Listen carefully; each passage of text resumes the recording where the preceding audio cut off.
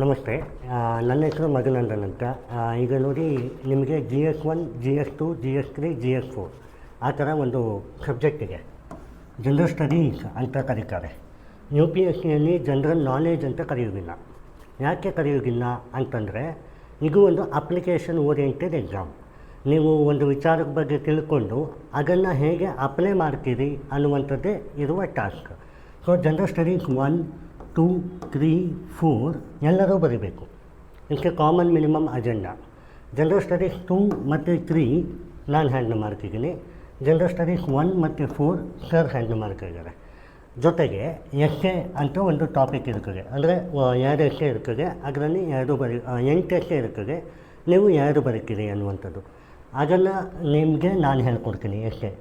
ಜೊತೆಗೆ ಪ್ರಿಲಿಮ್ಸಿನ ಪೇಪರ್ 1 ಅಂದರೆ ನಿನ್ನೆ ನಾನು ಸಾಲ್ವ್ ಮಾಡಿದೆ, ನಂಬರ್ ಆಫ್ ಕ್ವಶನ್ ಸಾಲ್ವ್ ಮಾಡಿದೆ, ಅನಾಲಿಸಿಸ್ ಅಂತಾರೆ ಅಥವಾ ಪೇಪರ್ 1 ಅಂತಾರೆ. ಅದನ್ನು ನಾನು ಹ್ಯಾಂಡಲ್ ಮಾಡ್ತೀನಿ. ಮತ್ತು ಪ್ರಿಲಿಮ್ಸ್ ಓರಿಯೆಂಟೆಡಲ್ಲಿ ಪಾಲಿಟಿ, ಎಕನಾಮಿಕ್ಸ್, ಎನ್ವಿರಾನ್ಮೆಂಟ್ ಅದನ್ನು ನಾನು ಹ್ಯಾಂಡಲ್ ಮಾಡ್ತೀನಿ. ಉಳಿದ ಸಬ್ಜೆಕ್ಟನ್ನು ಸರ್ ಹ್ಯಾಂಡಲ್ ಮಾಡ್ತಾರೆ. ಈಗ ನೀವು ಬ್ಲೂ ಪ್ರಿಂಟ್ ನೋಡಿ. ಬ್ಲೂ ಪ್ರಿಂಟಿಗೆ ಜನರಲ್ ಸ್ಟಡೀಸ್ 2, ಜನರಲ್ ಸ್ಟಡೀಸ್ 3 ಅಂತ ಇನ್ನಿದೆ ನೋಡಿ. ಹೌದಾ? ಈ ಬುಲೆಟ್ಸಿದೆ ಸಿಕ್ತಾ? ಹಾಂ, ಇದರಲ್ಲಿ ಜನರಲ್ ಸ್ಟಡೀಸ್ 2, ಜನರಲ್ ಸ್ಟಡೀಸ್ 3 ಏನಿದೆ, ಇಷ್ಟು ಟಾಪಿಕ್ ಇದೆ. 24 ಸಬ್ ಟಾಪಿಕ್ ಇದೆ ಜನರಲ್ ಸ್ಟಡೀಸ್ 2 ಮತ್ತು 45 ಸಬ್ ಟಾಪಿಕ್ ಇದೆ ಜನರಲ್ ಸ್ಟಡೀಸ್ 3. ಇಷ್ಟನ್ನು ನಾನು ಕವರ್ ಮಾಡಿಕೊಡ್ತಿದ್ದೀನಿ. ಆ್ಯಂಡ್ ಇದು ನಿಮಗೆ ಗೊತ್ತಿದೆ, ಜನರಲ್ ಸ್ಟಡೀಸ್ 2 ಮತ್ತು 3ಗೆ ಬಂದಾಗ ಟೋಟಲ್ ಮಾರ್ಕ್ 250 ಮಾರ್ಕ್ ಇರುತ್ತದೆ ಜನರಲ್ ಸ್ಟಡೀಸ್ 2.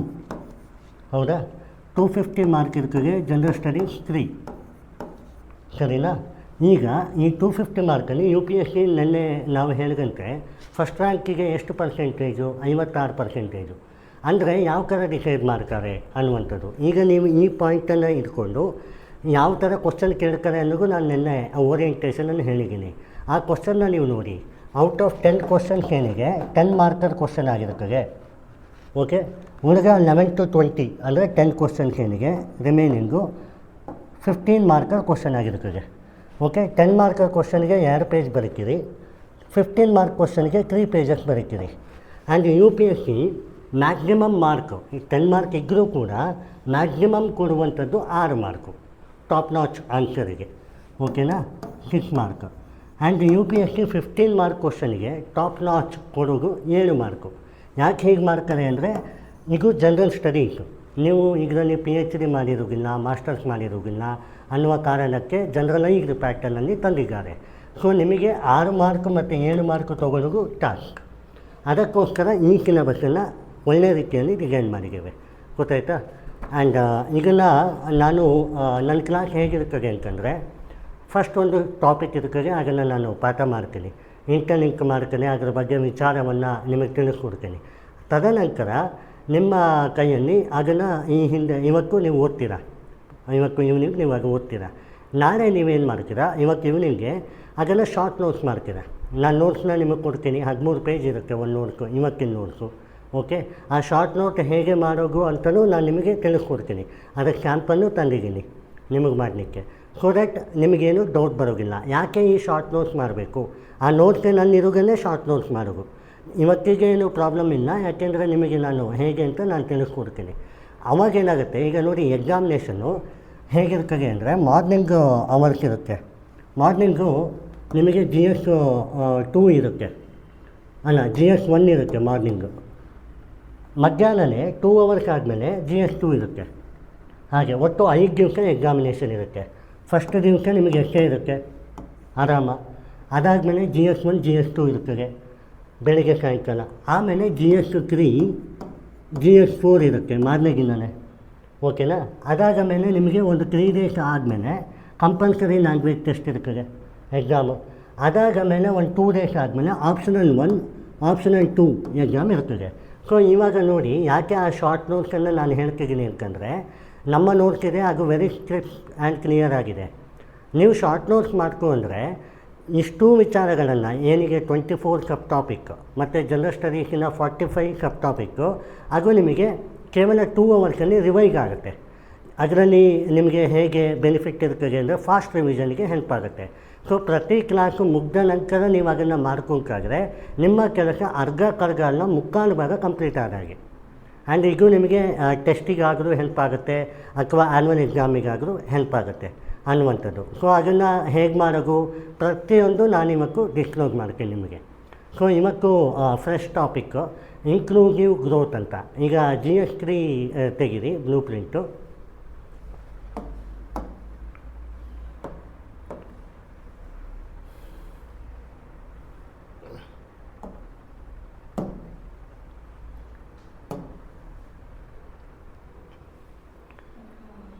ಎಕನಾಮಿಕ್ಸಲ್ಲಿ ಒಂದು ಪಾಯಿಂಟ್ ಅಂದರೆ ಒಂದು ಟಾಪಿಕ್, ಓಕೆನಾ. ಈಗ ಈ ನೋಟ್ಸ್ ಏನು ಡಿಸೈನ್ ಮಾಡಿದ್ದೀನಿ, ಯಾಕೆ ಈ ಥರ ಡಿಸೈನ್ ಮಾಡಿದ್ದೀನಿ ಅಂತ ನಾನು ಹೇಳಿದ್ದೀನಿ. ಇದರಲ್ಲಿ ಎಲ್ಲ ವಿಚಾರಗಳಿಗೆ ನಿಮ್ಮ 7 ಮಾರ್ಕ್ ಕ್ವಶನ್ನು ಅಟೆಂಡ್ ಮಾಡಲಿಕ್ಕಾಗಿರ್ಬೋದು ಅಥವಾ 6 ಮಾರ್ಕಿನ ಕ್ವಶನ್ ಅಟೆಂಡ್ ಮಾಡಲಿಕ್ಕಾಗಿರ್ಬೋದು, ಎಲ್ಲ ವಿಚಾರಗಳು ಇದರಲ್ಲಿದೆ. ಸೊ ಇದನ್ನು ನೀವು ರಿವೈಸ್ ಮಾಡ್ತೀರಾ, ಶಾರ್ಟ್ ನೋಟ್ಸ್ ಮಾಡ್ತೀರಾ, ತದನಂತರ ಪ್ರಾಕ್ಟೀಸ್ ಮಾಡ್ತೀರಾ. ಇಂಟರ್ನೆಟ್ಗಿಗೂ ಹೆಲ್ಪ್ ಆಗುತ್ತೆ. So let us start the course inclusive growth ಮಾಡೋಣ. ಈಗ ನಂಬರ್ 1 ಕ್ರೈಟೀರಿಯಾ. ಇನ್ಕ್ಲೂಸಿವ್ ಗ್ರೋತ್ ಅಂದರೆ ಏನು? ಇನ್ಕ್ಲೂಸಿವ್ ಗ್ರೋತ್ ಅಂದರೆ ಏನು? ಇನ್ಕ್ಲೂಸಿವ್ ಅಂದರೆ ಏನು? ಒಟ್ಟುಗೂಡುವಿಕೆ. ಗ್ರೋತ್ ಅಂದರೆ ಏನು? ಡೆವಲಪ್ಮೆಂಟ್. ಯಾಕೆ ಬೇಕು ಅಂತ ಒಂದು ರೀಸನ್ ಬೇಕು. ಈಗ ನೋಡಿ, ನಮ್ಮ ಭಾರತ ಇದೆ, ಹೌದಾ. So whichever the language you comfortable, Kannada or English? Both. Okay, ನಾನು ಅದನ್ನು ಮಿಕ್ಸ್ ಆಗಿ ಹೇಳ್ತೀನಿ, whichever you comfortable. So ಏನಾಗುತ್ತೆ, ಇವಾಗ ಇದು ಇಂಡಿಯಾ, ಹೌದಾ, ಇದು ನಾರ್ತ್ ಈಸ್ಟು, ಹೌದಾ, ಆ್ಯಂಡ್ ಇದು ನಮ್ಮ ಗುಜರಾತ್ ಆ್ಯಂಡ್ ಮಹಾರಾಷ್ಟ್ರ, ಆ್ಯಂಡ್ ಇದು ನಮ್ಮ ಜಮ್ಮು ಆ್ಯಂಡ್ ಕಾಶ್ಮೀರ್, ಹೌದಾ. ಚೆನ್ನಾಗಿದೆ ನಮ್ಮ ಇಂಡಿಯಾ. ಈಗ ನೋಡಿ, ಇಂಡಿಯಾದಲ್ಲಿ ಕಪ್ಪಾಟ್ ಜಿಯೋಗ್ರಫಿಕಲ್ ಲೊಕೇಶನ್ ನೋಡಿ. ಇದು ಏನಿಗೆ ನಾರ್ತ್ ಈಸ್ಟು 8 ಸ್ಟೇಟ್ ಬರುತ್ತೆ. ನಾರ್ತ್ ಈಸ್ಟ್ ಅಷ್ಟಲ್ಲಷ್ಟೇ ಇದು ಅಂತ ಕರೀತಾರೆ ನಾರ್ತ್ ಈಸ್ಟಲ್ಲ, ಹೌದಾ. ಈ 8 ಸ್ಟೇಟಿಗೂ ಡೆಕ್ಕನ್ ಪ್ಲೇಟು ಅಂದರೆ ಮೌಂಟೇನ್ ವ್ಯಾಲಿ ಥರ, ಕರೆಕ್ಟಾ. ಅಲ್ಲಿನ ರೀಜನಾಲಿಟಿ ಬೇರೆ, ಅಲ್ಲಿನ ಫುಡ್ ಕಲ್ಚರ್ ಬೇರೆ, ಅಲ್ಲಿನ ಡೈವರ್ಸಿಟಿ ಬೇರೆ, ಹೌದಾ. ನಂಬರ್ 1 ಅಲ್ಲಿನ ಲ್ಯಾಂಗ್ವೇಜೇ ಬೇರೆ, ಕರೆಕ್ಟಾ.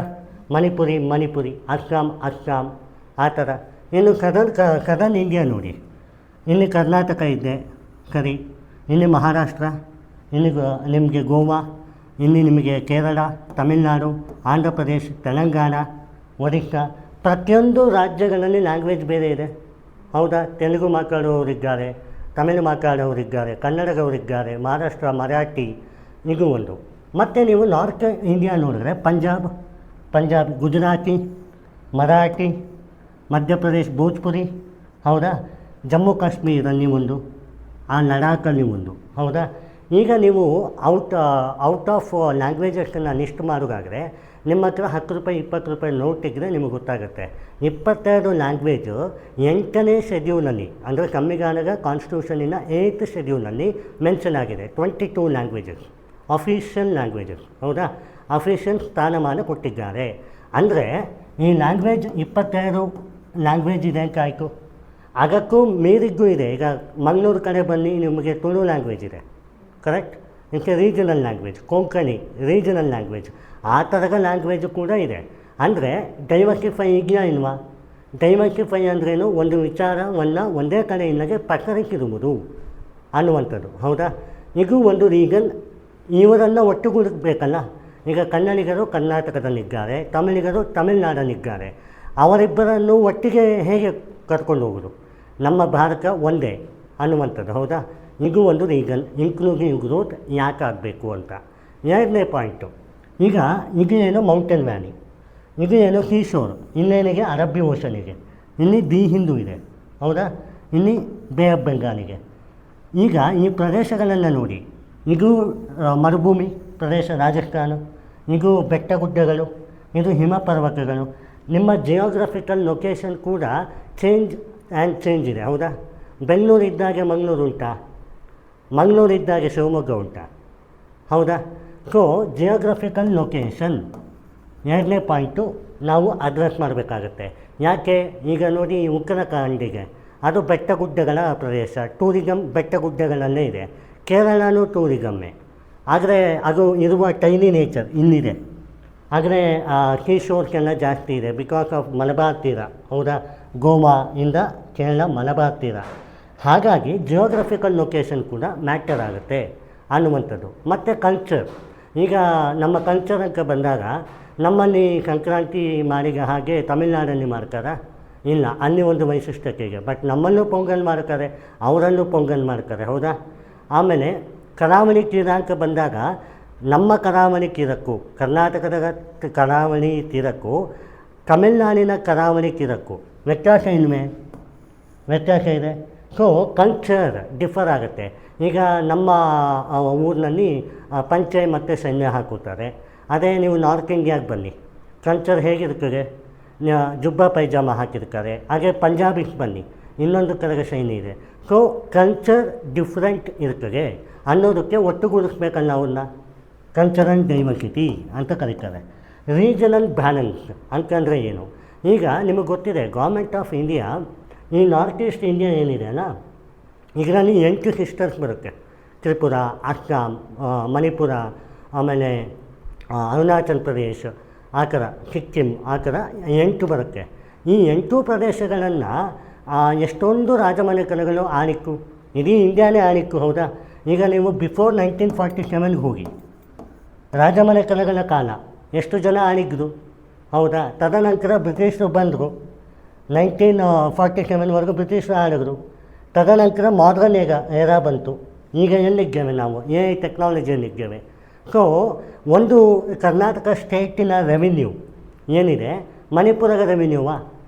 ಅಲ್ಲ. ಗೋವಾದ ರೆವಿನ್ಯೂವಾ? ಅಲ್ಲ. ಕೆಲವೊಂದು ಸ್ಟೇಟ್ ತುಂಬ ವಲ್ನರಬಲ್ ಸಿಚುವೇಷನಲ್ಲಿದೆ, ಬಿಹಾರ್ ಅಂಥ ಸ್ಟೇಟ್. ಯಾಕೆ ಅಂದರೆ ರೀಜನಲ್ ಇನ್ಸ್ಟೆಬಿಲಿಟಿಯನ್ನು ಕಡಿಮೆ ಮಾಡೋಕ್ಕಾಗಿ ಇನ್ಕ್ಲೂಸಿವ್ ಗ್ರೋತ್ ಬೇಕು ಅನ್ನುವಂಥದ್ದು. ಸೊ ರೀಜನಲ್ ಸ್ಟೆಬಿಲಿಟಿ ಅಂತ. ಸೊ ನಿಮಗೆ ಇದರಿಂದ ಏನು ಗೊತ್ತಾಯಿತು? ನಮ್ಮ ಭಾರತ ಯೂನಿಯನ್ ಅಂತಂದ್ರೇನು? ಒಕ್ಕೂಟ, ಹೌದಾ. ರಾಜ್ಯಗಳು ಹಲವು, ಯುನೈಟೆಡ್ ಟೆರಿಟರಿಗಳು 9 ಇದೆ, ಹಲವು 30 ರಾಜ್ಯಗಳಿಗೆ. ಆದರೆ ಡೈವರ್ಸಿಟಿ ಆಗಿದೆ. ಒಪಿನಿಯನ್ ಶೇರ್, ಈಗ ನೀವು ಕ್ಲಾಸಲ್ಲಿದ್ದೀರಿ, ನಾನು ಕ್ಲಾಸಲ್ಲಿದ್ದೀನಿ, ಒಪಿನಿಯನ್ ಶೇರ್ ಮಾಡಿದ್ರೆ ನನ್ನ ವ್ಯಕ್ತಿತ್ವ, ನನ್ನ ಕ್ಯಾರೆಕ್ಟರಿಸ್ಟಿಕ್, ನನ್ನ ಕಲ್ಚರ್, ನನ್ನ ಎಥ್ನಿಸಿಟಿ, ನನ್ನ ಡೈವರ್ಸಿಟಿ ಚೇಂಜ್ ಇದೆಯಾ ಇಲ್ವಾ? ಹೌದಾ. ಜೆಂಡರ್ ಇನ್ಇಕ್ವಾಲಿಟಿ ಅಂತ ಬರ್ತದೆ. ಅದರಲ್ಲಿ ನಮ್ಮ ಹ್ಯೂಮನ್ ಹೋಮೋಸೆಪಿಯನ್ಸನ್ನು ನೋಡಿದಾಗ ನಿಮಗೆ ಮೆನ್, ವುಮೆನ್, ಟ್ರಾನ್ಸ್ಜೆಂಡರ್ 3 ಜನ ಕಾಣಿಸ್ತಾರೆ. Evolution of the progress of human body. So ಅವರ ವೆರೈಟಿ ತತ್ವಗಳನ್ನು ನೋಡಿ. ಮೆನ್ನಿಗೆ ಮಸ್ಕ್ಯುಲಾರಿಟಿ, ವುಮೆನಿಗೆ ಫೆಮಿನಿಸಮ್, ಟ್ರಾನ್ಸ್ಜೆಂಡರಿಗೆ ಮಿಕ್ಸ್ಡ್ ಒಪಿನಿಯನ್. ಸೊ ಇನ್ನೂ ಕೂಡ ಡೈವರ್ಸಿಟಿಫೈ ಆಯಿತು. ಹೀಗಾಗಿ inclusive growth plays vital role ಅಂತ ಗೊತ್ತಾಯಿತು. ಸರಿ, ಇನ್ಕ್ಲೂಸಿವ್ ಗ್ರೋತ್ ಅಂತ ಬಂದಾಗ ನಿಮ್ಮ ತಲೆಯಲ್ಲಿ ನೀವು ಓಡಬೇಕು, ಇವಾಗ ಇನ್ಕ್ಲೂಸಿವ್ ಗ್ರೋತ್ ಯಾಕೆ ಅನ್ನುವಂಥದ್ದು ಗೊತ್ತಾಯಿತು. ಈಗ ಅದನ್ನು ಇನ್ಕ್ಲೂಸಿವ್ ಗ್ರೋತ್ ಮಾಡಬೇಕು ನೀವೀಗ ಟಾರ್ಗೆಟಿಗೆ. ಈಗ ನನ್ನನ್ನು ನೀವು ಇನ್ಕ್ಲೂಸಿವ್ ಗ್ರೋತ್ ಆಗಿ ತೊಗೊಂಬರಬೇಕು. ನಾನು ಹುಟ್ಟಿ ಬೆಳೆದದ್ದು ಪುತ್ತೂರಿನ ದಕ್ಷಿಣ ಕನ್ನಡದಲ್ಲಿ, ಮತ್ತು ನಾನು ಓದಿದ್ದು ಬೆಂಗಳೂರು, ಮಂಗಳೂರು ಎಲ್ಲ ಕಡೆ ಓದಿದ್ದೇನೆ. ಮತ್ತು ನನ್ನ ಒಪಿನಿಯನ್, ನನ್ನ ಏಜ್ ಫ್ಯಾಕ್ಟರ್, ನನ್ನ ಮಸ್ಕ್ಯುಲಾರಿಟಿ ಎವ್ರಿಥಿಂಗ್ ಕನ್ಸಿಡರ್ ಆಗುತ್ತೆ. ರೀಜನಲ್ ಇನ್ಸ್ಟೆಬಿಲಿಟಿ ಆಗುತ್ತೆ. ಯಾವ ರೀತಿಯ ಇನ್ಕ್ಲೂಸಿವ್ ಗ್ರೋತನ್ನು ನೀವು ಕೊಡ್ತೀರಿ ಅನ್ನೋದಕ್ಕೆ ಆನ್ಸರ್ ಏನಪ್ಪ ಅಂದರೆ ಬ್ರಾಡ್ ಬೇಸ್ಡ್. ಅಂದರೆ ಒಂದೇ ಒಂದು ಸ್ಕಿಮ್ಯಾಟಿಕ್ ಆಗಿರಬಾರ್ದು. ಈಗ ಜನರಲ್ ಸ್ಟಡೀಸ್ 2 ಇದೆ, ಜನರಲ್ ಸ್ಟಡೀಸ್ 3 ಇದೆ. ಕೇವಲ ಜನರಲ್ ಸ್ಟಡೀಸ್ 3ಯಲ್ಲಿ ಮಾತ್ರ ತಾವು ಚೆನ್ನಾಗಿ ಮಾಡ್ತೀರಾ ಎಕ್ಸಾಮಿನೇಷನ್? ಇಲ್ಲ, you have to give justice for each and every subject, ಹೌದಾ. ಅಂದರೆ ಏನು? ಈಕ್ವಲ್ ಅಪರ್ಚುನಿಟಿ, ಹೌದಾ. ಸೊ ಇನ್ಕ್ಲೂಸಿವ್ ಗ್ರೋತ್ ಅಂತ ಬಂದಾಗ ಬೇಗ್ಡ್ ನಾಲೆಜ್ ಅಥವಾ ಶೇರಿಂಗ್ ಆಫ್ ಬೇಗ್ ಅಂತ ಕರೀತಾರೆ. ಮತ್ತು ಅಪರ್ಚುನಿಟಿ ಈಕ್ವಲ್ ಆಗಿ ಪ್ರೊಡ್ಯೂಸ್ ಮಾಡಬೇಕು ಅನ್ನುವಂಥದ್ದು, ಹೌದಾ. ಈಗ ಒಂದಷ್ಟು ಸ್ಟ್ಯಾಟಿಸ್ಟಿಕ್ ಇದೆ. ನಮ್ಮ ಭಾರತ ಇದೆ. ಆ ಭಾರತ ನಿಮಗೆ ಗೊತ್ತಿದೆ, ಎವಲ್ಯೂಷನ್ ಆಯಿತು. ಈಗ ಮಾಡರ್ನ್ ಎರಾ, ಡೆಮೊಕ್ರೆಟಿಕ್ ಕಂಟ್ರಿ ಅಂತ ಕರೀತಾರೆ. ಲಾರ್ಜೆಸ್ಟ್ ಡೆಮೊಕ್ರೆಟಿಕ್ ಕಂಟ್ರಿ ಅಂತ ಕರೀತಾರೆ. ಅಂದರೆ ಪ್ರಜಾಸತ್ತಾತ್ಮಕ ಕಂಟ್ರಿ. ಪ್ರಿಯಾಂಬಲ್ ಅಂತ ಒಂದಿದೆ ಕಾನ್ಸ್ಟಿಟ್ಯೂಷನಲ್ಲಿ. We the people of India having solemnly to regard to constitute secular, democratic and sovereign to secure all the citizens of India ಅಂತ ಕರೀತಾರೆ. ಅಂದರೆ ಏನು? ನೀವು ದೇಶದ ಯಾವುದೇ ಮೂಲೆಯಲ್ಲಿರಲಿ, ಆ ಒಂದು ಸಿಸ್ಟಮ್ ಏನಿಗೆ ಅದು ಬ್ರೇಕ್ ಆಗಲ್ಲ. We are the union but differ in nature ಅಂತ ಇದೆ. ಆ ನೇಚರ್ ಡಿಫರ್ ಏನಿದೆ, ಆ ಗ್ಯಾಪ್ ಏನಿದೆ, ಅದನ್ನು ಫುಲ್ಫಿಲ್ ಮಾಡುವಂಥದ್ದು ಇನ್ಕ್ಲೂಸಿವ್ ಗ್ರೋತ್. ಹೌದಾ? ಈಗ ಸ್ಟ್ಯಾಟಿಸ್ಟಿಕ್ಕನ್ನು ವಿಚಾರ ಮಾಡಿ. ಸ್ಟ್ಯಾಟಿಸ್ಟಿಕ್ ಯಾವ ಥರ ಇರ್ತದೆ ನೋಡಿ. ಈಗ ನಮ್ಮ ಇಂಡಿಯಾದಲ್ಲಿ ಸ್ಟ್ಯಾಟಿಸ್ಟಿಕ್ ಬಂದು ಎಷ್ಟು ಪಾಪ್ಯುಲೇಷನಿಗೆ 143 ಕ್ರೋರ್ಸ್ ಪಾಪ್ಯುಲೇಷನಿಗೆ, ಅಂದರೆ 1.43 ಬಿಲಿಯನ್. ಹೌದಾ? 1.43 ಬಿಲಿಯನ್ ಪಾಪ್ಯುಲೇಷನ್ ಇದೆ, ಗೊತ್ತಾಯಿತು. ಈ 1.43 ಬಿಲಿಯನ್ ಪಾಪ್ಯುಲೇಷನಲ್ಲಿ ಲಿಟ್ರಸಿ ರೇಟ್ ಎಷ್ಟಿದೆ ಇಂಡಿಯಾಗೂ, ಅಂದರೆ ಓದುವ ಪ್ರಮಾಣ ಎಷ್ಟು ಜನ ಸ್ಕೂಲಿಗೆ ಹೋಗಿದ್ರು, ಎಜುಕೇಟೆಡ್ ಆಗಿದ್ರು, ಗ್ರ್ಯಾಜುಯೇಷನನ್ನು ಮುಗಿಸಿದ್ರು ಅಂತ ನೋಡೋದಾದರೆ 80% ಜನ ಗ್ರ್ಯಾಜುಯೇಷನನ್ನು ಮುಗಿಸಿದ್ದಾರೆ. ಅಂದರೆ ಲಿಟ್ರಸಿ ರೇಟ್ ಅಂದರೆ the number of evidently graduated are educated ಅಂತ. ಓಕೆನಾ? ಈ ಎಜುಕೇಷನ್ ಇಷ್ಟ ಆಯಿತು. ಸರಿ, ಲೇಬರ್ ವರ್ಕ್ ಫೋರ್ಸ್ ಎಷ್ಟಿದೆ ನಮ್ಮಲ್ಲಿ ಅಂತ ನೋಡೋದಾದರೆ, ಏನು labour work force? Labour work force ಅಂತಂದರೆ ಎಷ್ಟು ಜನ ಜಾಬಲ್ಲಿದ್ದಾರೆ ಅನ್ನುವಂಥದ್ದು. ನಮ್ಮ ಇಡೀ ಇಂಡಿಯಾದಲ್ಲಿ 56% ಅಷ್ಟೇ ಜನ ಜಾಬಲ್ಲಿದ್ದಾರೆ. ಯಾವ ಥರದ ಜಾಬ್? ಗೌರ್ಮೆಂಟ್ ಜಾಬಾ, ಪ್ರೈವೇಟ್ ಜಾಬಾ, ಇನ್ನು ಬಿಸ್ನೆಸ್ಸಾ ಅಂತ ನೋಡೋದಾದರೆ, ಇನ್ನು ಸ್ವಿಗ್ಗಿ ಡೆಲಿವರಿ, ಅದನ್ನು ಗಿಗ್ ಎಕಾನಮಿ ಅಂತ ಕರೀತಾರೆ, ಗಿಗ್ ವರ್ಕರ್ಸ್ ಅಂತ ಕರೀತಾರೆ. ಆ ಥರದ್ದು job is nothing but job. Okay, 56% ಅಷ್ಟೇ ಇದೆ. ಇನ್ನೂ 40% ಜನ ಏನಿದ್ದಾರೆ ಅವರು ಜಾಬಲ್ಲಿ ಇದ್ದಾರಾ ಅಥವಾ ಇಲ್ಲವಾ ಗೊತ್ತೇ ಇಲ್ಲ. It is invisible job. ಈಗ ತಂದೆ ಇರ್ತಾರೆ, ಬಿಸ್ನೆಸ್ ಮಾಡ್ತಾ ಇರ್ತಾರೆ, ಇವರೇನೂ ಮಾಡ್ತಾ ಇರಲ್ಲ, ಬಟ್ ಆದರೂ ಅವ್ರಿಗೆ ಇನ್ಕಮ್ಗೆ ಏನು ಪ್ರಾಬ್ಲಮ್ ಇರಲ್ಲ. ಆ ಥರದ ಕಂಡೀಷನ್ ಇದೆ ಇಲ್ವಾ? ಸೊ ಜೊತೆಗೆ ಡೈವರ್ಸಿಟಿ. ಹೌದಾ? ನಂಬರ್ 1 ಈಗ ಆಯಿತು. ಇನ್ನು ಈ ಲೇಬರ್ ವರ್ಕ್ ಫೋರ್ಸ್ 56% ಜನ ಜಾಬಲ್ಲಿದ್ದಾರಲ್ಲ, ಅದರಲ್ಲಿ ಮೆನ್ ಎಷ್ಟು ಜನ ಜಾಬಲ್ಲಿದ್ದಾರೆ ಅಂತ ನೋಡೋದಾದರೆ 76% ಜನ ಜಾಬಲ್ಲಿದ್ದಾರೆ. 76% of the men. Okay, and women ಎಷ್ಟು ಜನ ಜಾಬಲ್ಲಿದ್ದಾರೆ? 36% ಅಥವಾ 35% ಜನ ಜಾಬಲ್ಲಿದ್ದಾರೆ. ವೆರಿ ಲಿಟಲ್ ಅಲ್ಲ, ಹಾಫ್ ಆಫ್ ದ ರೇಟ್ ಅಲ್ಲ. ಯಾಕೆ? ಹೌಸ್ ವೈಫ್ಗೆ ಇರ್ತಾರೆ, ಆಮೇಲೆ ಒಪಿನಿಯನ್ ಡಿಫರ್ ಆಗುತ್ತೆ. ಆ್ಯಂಡ್ ಈಗ ಮೆಟಾಸೆಂಟ್ರಿಕ್ ಅಂದರೆ ಮೆಟಾಸೆಂಟ್ರಿಕ್ ಅಂತ ಕರೀತಾರೆ. ಅಂದರೆ ಈಗ ಪುರುಷ ತತ್ವ ಸಿದ್ಧಾಂತ ಅನ್ನುವಂಥದ್ದೆಲ್ಲ ನೀವು ನೋಡಿರ್ತೀರಿ ಈ ಒಂದು ಹಿಂದೂಯಿಸಮ್ ಆ ಕಲ್ಚರ್ ಅಥವಾ ಎನಿ ಕ್ಯಾಸ್ಟ್ ರೀಜನಾಲಿಟಿಯಲ್ಲಿ. ಈಗ ನೋಡಿ, ಟ್ರಾನ್ಸ್ಜೆಂಡರ್ ಅಂತಲೂ ಇದ್ದಾರೆ. ಎಷ್ಟು ಜನ ಜಾಬಲ್ಲಿದ್ದಾರೆ? 0.2%. Very tiny. ಹೌದಾ? 0.2%. ಇವರನ್ನೆಲ್ಲನೂ ಒಟ್ಟಿಗೆ ಗೂಡಿಸ್ಕೋಬೇಕಾ ಬೇಡ? ಎಲ್ಲರನ್ನೂ ಒಟ್ಟಿಗೆ ತರಬೇಕಾ ಬೇಡ? ಇದನ್ನು ಗ್ಯಾಪ್ ಫಿಲಪ್ ಮಾಡಲಿಕ್ಕೆ ಟೈಮ್ ಹಿಡಿತದೆ, ಸತ್ಯ. ಹಾಗಾದರೆ ಈ ಲೇಬರ್ ವರ್ಕ್ ಫೋರ್ಸ್ ಅನ್ನುವಂಥದ್ದು ಒಂದು ಆಸ್ತಿಯ ವಿಚಾರವ, ಪ್ರಾಪರ್ಟಿ ಸಿದ್ಧಾಂತ. ನಿಮ್ಮ ಹತ್ರ ಎಷ್ಟು ಬಿಸ್ನೆಸ್ ಇದೆ ಅಂತ ಕೇಳುವುದಾದರೆ ಆ ಥರ ನಿಮ್ಮನ್ನು ಯಾವ ಥರ ಜಡ್ಜ್ ಮಾಡ್ತಾರೆ, ನಿಮ್ಮ ಕೆಪಾಸಿಟಿ ಯಾವ ಥರ ಜಡ್ಜ್ ಮಾಡ್ತಾರೆ? ಒಂದು ಇಂಟಲೆಕ್ಚುವಲ್ ಕೆಪಾಸಿಟಿ, ಇನ್ನೊಂದು ಪ್ರಾಫಿಟಬಿಲಿಟಿ, ಅಂದರೆ ನೀವು ಎಷ್ಟು ಅರ್ನಿಂಗ್ ಮಾಡ್ತಾ ಇದ್ದೀರಿ, ನಿಮ್ಮ ಸ್ಟೇಟಸ್ ಏನು ಅನ್ನುವಂಥದ್ದು. ಹೌದಾ? ನಿಮಗೆ ಗೊತ್ತಾ, ಇಂಡಿಯಾದಲ್ಲಿ 1% ಜನ 14 ನೋಡಿ 1% ಆಫ್ ದ ಇದು 19% ಆಫ್ ದ ವೆಲ್ತ್ ಅನ್ನು ಇಟ್ಕೊಂಡಿರ್ತಾರೆ.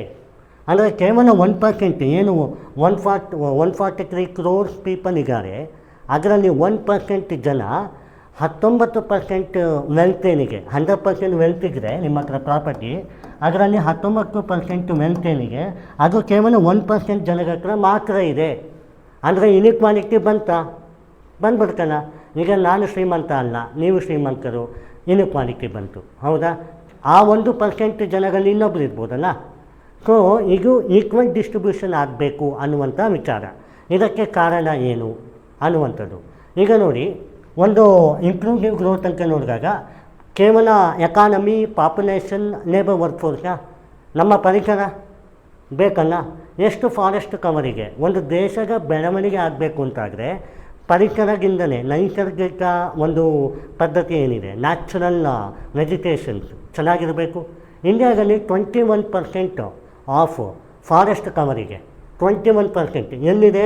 ಇಂಡಿಯಾ ಹೀಗೆ ಲೆಕ್ಕ ಹಾಕಿದ್ರೆ Orissa, Goa, Maharashtra, Kerala, Tamil Nadu, Andhra Pradesh, all the southern India, ಆಮೇಲೆ ನಾರ್ತ್ ಈಸ್ಟ್ ಇಂಡಿಯಾ ಸೇರಿ 21% ಅಷ್ಟು ಕವರಿಗೆ, ಫಾರೆಸ್ಟ್ ಕವರಿಗೆ, ಅಂದರೆ ಫಾರೆಸ್ಟ್ಗಳಿಗೆ.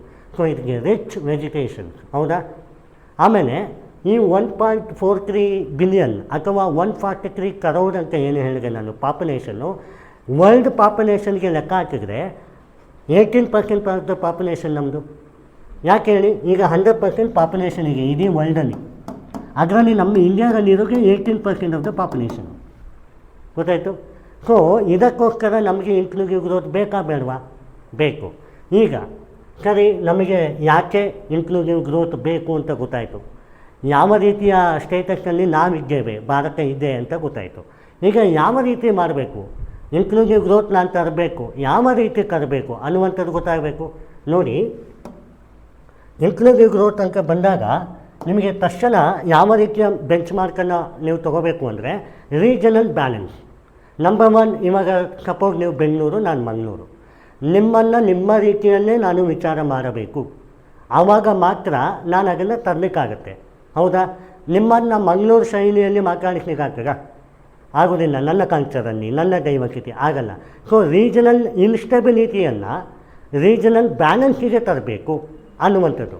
So number 1 objective of the inclusive growth ಅಥವಾ blueprint of the inclusive growth ಯಾವ ಥರ ಇರಬೇಕು ಅಂದರೆ ರೀಜನಲ್ ಸ್ಟೆಬಿಲಿಟಿ, ರೀಜನಲ್ ಬ್ಯಾಲೆನ್ಸ್ ಅಂತ. ಹೌದಾ?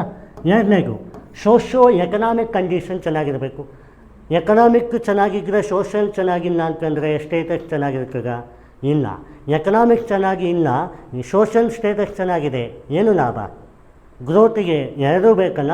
ಸೊ ಸೋಷಿಯೋ ಎಕನಾಮಿಕ್ ಕಂಡೀಷನ್ ಈಗ ಇಂಪಾರ್ಟೆಂಟ್. ಮೂರನೇದು, ಈಗ ಹ್ಯೂಮನ್ ಡೆವಲಪ್ಮೆಂಟ್ ಇಂಡೆಕ್ಸ್ ಅಂತ ಕೇಳಿದ್ದೀರಾ? ಹ್ಯೂಮನ್ ಡೆವಲಪ್ಮೆಂಟ್ ಇಂಡೆಕ್ಸ್ ಅಂತಂದರೆ ಈಗ ಒಂದು ಸೂಚ್ಯಾಂಕ, ಯುನೈಟೆಡ್ ನೇಷನ್ಸು 167 ಕಂಟ್ರೀಸಿಗೆ ಆಯಾಯ ದೇಶ ಹ್ಯೂಮನ್ ಡೆವಲಪ್ಮೆಂಟ್ ಎಷ್ಟಾಯಿತು, ಎಷ್ಟು ರ್ಯಾಂಕಲ್ಲಿದೆ ಅಂತ ಹೇಳ್ತದೆ. ಸೊ ನಮ್ಮ ಇಂಡಿಯಾ ಔಟ್ ಆಫ್ 167 ಕಂಟ್ರೀಸ್ 130 ರ್ಯಾಂಕನ್ನು ತೊಗೊಂಡಿದೆ. ಅಂದರೆ 130 ಔಟ್ ಆಫ್ 167. ನೋಡಿ ಎಷ್ಟು ಡಿಫರ್ ಇದ್ದೀವಿ. ನಾವು 130, ನಾವು ಫಸ್ಟ್ ರ್ಯಾಂಕಿಗೆ ಬರಬೇಕು. ಕರೆಕ್ಟ್? 130 ಅಂದರೆ ತುಂಬ ಮಾರ್ಜಿನಲ್ ಆಯಿತು, ಅಂದರೆ ಮೀಡಿಯೋಕರು ಅಲ್ಲಾಗು, ಹಾಫ್ ಆಫ್ ದ ಫೆನಾಮಿನಾನು ಅಲ್ಲ. ಸೊ ಇಟಿಗೆ ವಲ್ನರಬಿಲಿಟಿ. ಅದಕ್ಕೆ ಹ್ಯೂಮನ್ ಡೆವಲಪ್ಮೆಂಟ್ ಇನ್ನೂ ಕುಗ್ಗಿದೆ ಅನ್ನುವಂಥದ್ದು. ಈಗ ಸಸ್ಟೈನಬಲ್ ಡೆವಲಪ್ಮೆಂಟ್ ಅಂತ ಒಂದಿದೆ. ಏನು ಸಸ್ಟೈನಬಲ್ ಡೆವಲಪ್ಮೆಂಟ್ ಅಂತಂದರೆ, ಸಸ್ಟೈನಬಲ್ ಅಂದರೆ ಲಾಂಗ್ ಟರ್ಮ್, ಡೆವಲಪ್ಮೆಂಟ್ ಅಂದರೆ long term growth.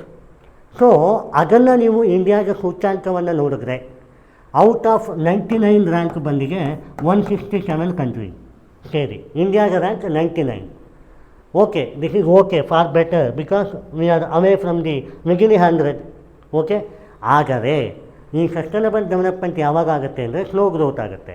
Human development ಆದಾಗಲೇ ಆಗೋದು. ಹೌದಾ? ಜನರಿಗೆ formula for human development index half of literacy plus life expectations plus socio economic condition. So ಏನಾಗುತ್ತೆ, ಇದನ್ನೆಲ್ಲ ನೀವು ಕನ್ಸಿಡರ್ ಮಾಡಬೇಕಾಗತ್ತೆ ಒಂದು ಗ್ರೋತ್ ಪ್ಯಾರಾಮೀಟರಲ್ಲಿ. ಇವಾಗ ಇದರಲ್ಲಿ ಏನು HDI ಹ್ಯೂಮನ್ ಡೆವಲಪ್ಮೆಂಟ್ ಒಂದು, ಆಮೇಲೆ ಸಸ್ಟೈನಬಲ್ ಡೆವಲಪ್ಮೆಂಟ್ ಒಂದು. ಹೌದಾ? ಇನ್ನೊಂದು ಜೆಂಡರ್ ಇನಿಕ್ವಾಲಿಟಿಯನ್ನು ಇನಿಕ್ವಾಲಿಟಿಯಾಗೇ ನೋಡಬೇಕಾ ಅಥವಾ ಈಕ್ವಾಲಿಟಿಗೆ ತರಬೇಕಾ? ಜೆಂಡರ್, ಮೆನ್, ವುಮೆನ್, ಟ್ರಾನ್ಸ್ಜೆಂಡರ್ ಎಲ್ಲರೂ ಒಂದೇ ಅನ್ನುವ ತತ್ವಗಳನ್ನು ನಾವು ತೊಗೊಬರ್ಬೇಕಲ್ಲ. That is what the needed. ಯಾಕೆಂದರೆ ಫೈನಲಿ ಹ್ಯೂಮನ್ ಡೆವಲಪ್ಮೆಂಟ್ ಆಗೋದು ಜೆಂಡರಿಂದಲೇ. ಅದನ್ನು ನಾವು ಇಲ್ಲ ಅಂತ ಹೇಳಲಿಕ್ಕಾಗಲ್ಲ. ಸೊ ಜೆಂಡರ್ ಇನಿಕ್ವಾಲಿಟಿಯನ್ನು ರೆಡ್ಯೂಸ್ ಮಾಡಬೇಕು ಅನ್ನುವಂಥದ್ದು. ನೆಕ್ಸ್ಟು ಬರೀ ಹ್ಯೂಮನ್ ಬಗ್ಗೆ ಮಾತಾಡೋದು, ಎಕನಾಮಿಕ್ಸ್ ಬಗ್ಗೆ ಮಾತಾಡೋದಲ್ಲ, ಸೋಷಲ್ ಬಗ್ಗೆ ಮಾತಾಡೋದಲ್ಲ, ಎನ್ವಿರಾನ್ಮೆಂಟ್ ಕೂಡ ಹಾಗೇ ಇರಬೇಕು, ಪರಿಸರದ ವಾತಾವರಣ ಹಾಗೇ ಇರಬೇಕು. ದೇವರು ನಮಗೆ ನೈಸರ್ಗಿಕ ವಾತಾವರಣವನ್ನು ಕೊಟ್ಟಿದ್ದಾರೆ.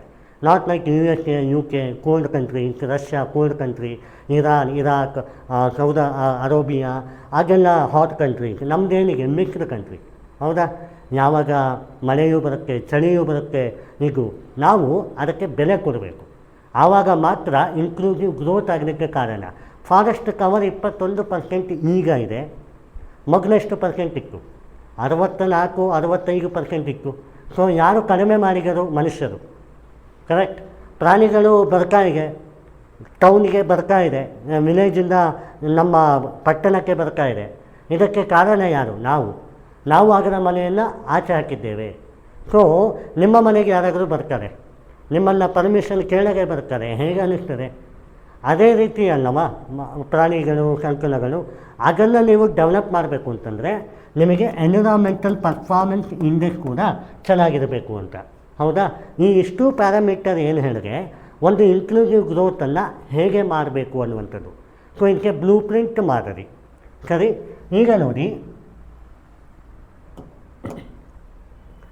ಇದನ್ನು ನಾನು ನಿಮಗೆ ತಿಳಿಸ್ಕೊಟ್ಟಿರೋದು ಇನ್ಕ್ಲೂಸಿವ್ ಗ್ರೋತ್, ಓಕೆನಾ? ಇದರಲ್ಲಿ ನೋಡ್ತಿಗೆ ಸ್ಟ್ಯಾಟಿಸ್ಟಿಕ್ ನಾನು ಹೇಳಿದ್ನಲ್ಲ ಅದು ಇದು.